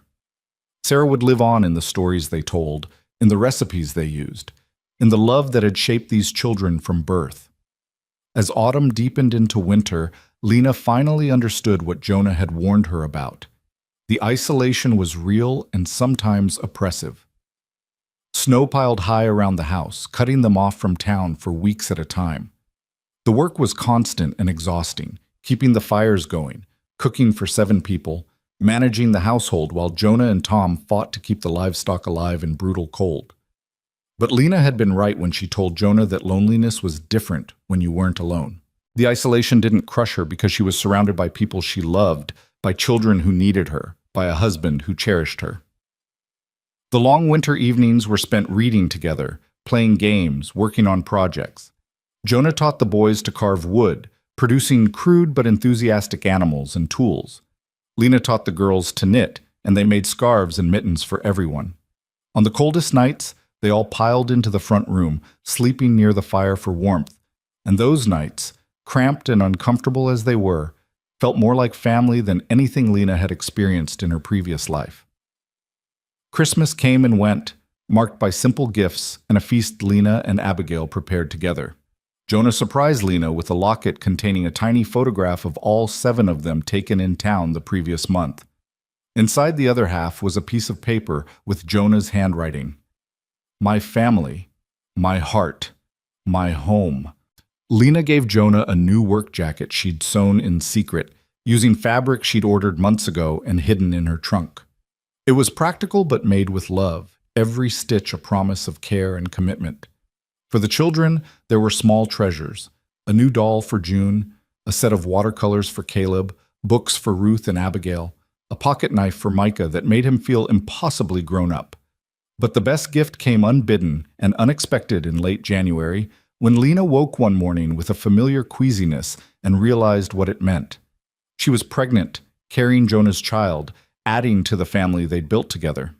She told him that night after the children were asleep, watching his face carefully for his reaction. What she saw there, pure joy mixed with tender concern, made her fall in love with him all over again. "Are you happy?" she asked, needing to hear it. "Happy." Jonah pulled her into his arms, his hand coming to rest protectively over her still flat stomach. "Lena, you've given me everything. You brought my children back to life. You saved this family. And now you're giving me a future I never thought I'd have again. Happy doesn't begin to cover it." They told the children together the next morning, and the reactions ranged from Abigail's tearful excitement to June's confused certainty that the baby should arrive immediately.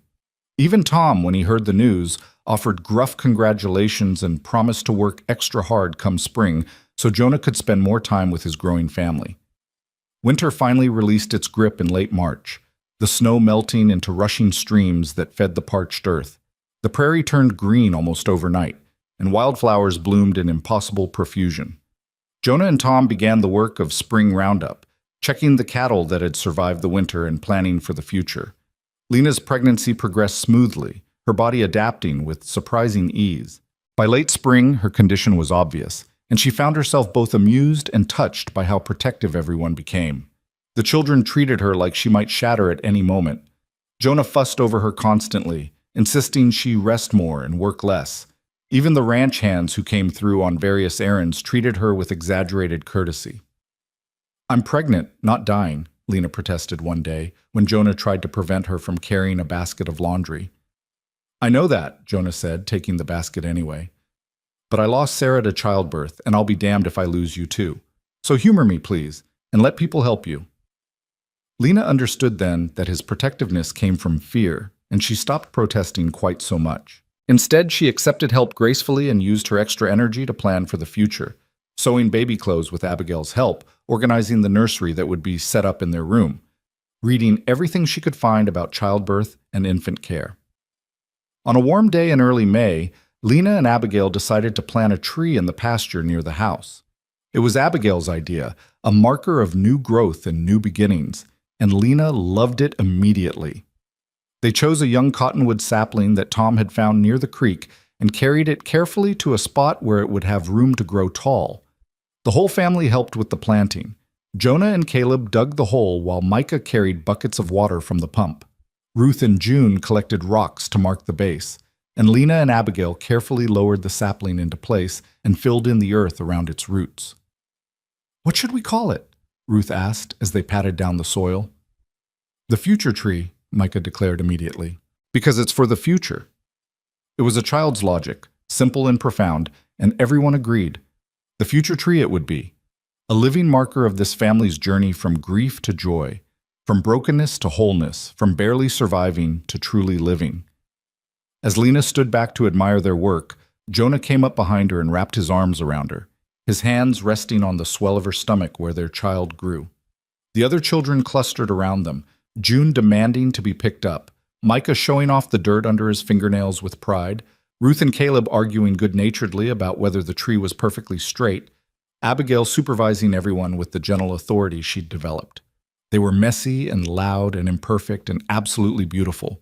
This family that Lena had been given, that she'd chosen, that had chosen her in return. This family that had formed from tragedy and luck and stubborn determination to find happiness again. "What are you thinking?" Jonah murmured into her ear, his breath warm against her skin. Lena looked at the tree they'd planted, imagining it tall and strong in years to come, providing shade for grandchildren not yet born.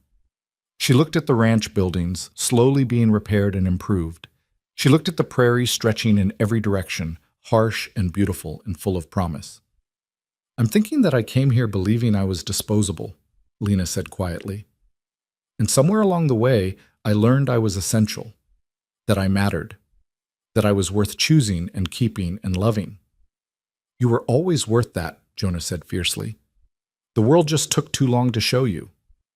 Maybe, Lena allowed, or maybe I needed to come to this exact place, to this exact family, to finally understand what I was worth. She turned in his arms to face him. Either way, I'm here now. I'm yours. I'm home. Home, Jonah agreed, kissing her forehead. Forever. And standing there in the Wyoming sunshine, surrounded by children and prairie grass and endless sky, Lena believed it. She'd arrived at 19 years old with nothing but a carpet bag and a desperate need to belong. She'd been tested by storms and sickness and her own deep-seated fear of abandonment. She'd fought for a place in this family and had been fierce enough, brave enough, loving enough to earn it. She had not been bought, traded, or borrowed. She had been chosen by a man who'd learned to love again, by 5 children who'd learned to trust again, by a harsh land that rewarded those stubborn enough to stay. This time, finally, truly, Lena belonged. And as the future tree took root in the rich earth, so too did Lena's certainty that she had found what she'd been searching for all along. Not just a place to stay, but a life worth living, a family worth fighting for, and a love that would endure through all the seasons yet to come. The ranch still had its challenges. Money was tight, the work was hard, the land was unforgiving, but they would face those challenges together, as a family united by choice and strengthened by adversity. They had survived the worst. Now they would build toward the best. And in the years that followed, that's exactly what they did. The baby, a girl they named Clara, was born healthy and strong in late summer. More children followed in time, each one adding to the family's joy and chaos. The ranch prospered slowly but steadily, Jonah's hard work and Lena's careful management finally bearing fruit. The older children grew and thrived, eventually making their own choices about their futures. Abigail did indeed take over ranch management, becoming one of the most respected ranchers in the territory. Caleb became an artist whose paintings of prairie life were exhibited across the country. Ruth became a teacher, educating frontier children in the one-room schoolhouse. Micah followed his father into ranching, eventually expanding the operation to neighboring land. And through it all, Lena and Jonah built a partnership that lasted decades, weathering hardships and celebrating triumphs, growing old together under the vast Wyoming sky. But that first year, that year of transformation from unwanted orphan to essential family member, from hired help to beloved wife and mother, from merely surviving to fully living, that year was the foundation upon which everything else was built. Lena never forgot where she came from or how close she'd come to a very different life. And she made sure her children, both the ones she'd inherited and the ones she bore, understood that family wasn't just about blood. It was about choice, about staying when leaving would be easier, about fighting for the people you loved, about making a place for yourself through courage and kindness and stubborn refusal to give up. She had arrived at the edge of nowhere with nothing but a worn carpet bag and a desperate hope for something better. She had found a family that didn't want her and had loved them anyway. She had faced storms and sickness and her own fear of abandonment. She had stood her ground when her past came to reclaim her. And she had chosen, actively, deliberately, courageously, to build a future in the last place anyone expected her to thrive. The ranch became her legacy, passed down through generations who told stories of the woman who'd arrived with nothing and built everything. The future tree grew tall and strong, just as Lena had imagined, its branches spreading wide to shelter those who came after. And every year on their wedding anniversary, Lena and Jonah would stand beneath that tree and remember the year that changed everything. The year Lena learned she was essential. The year she finally came home.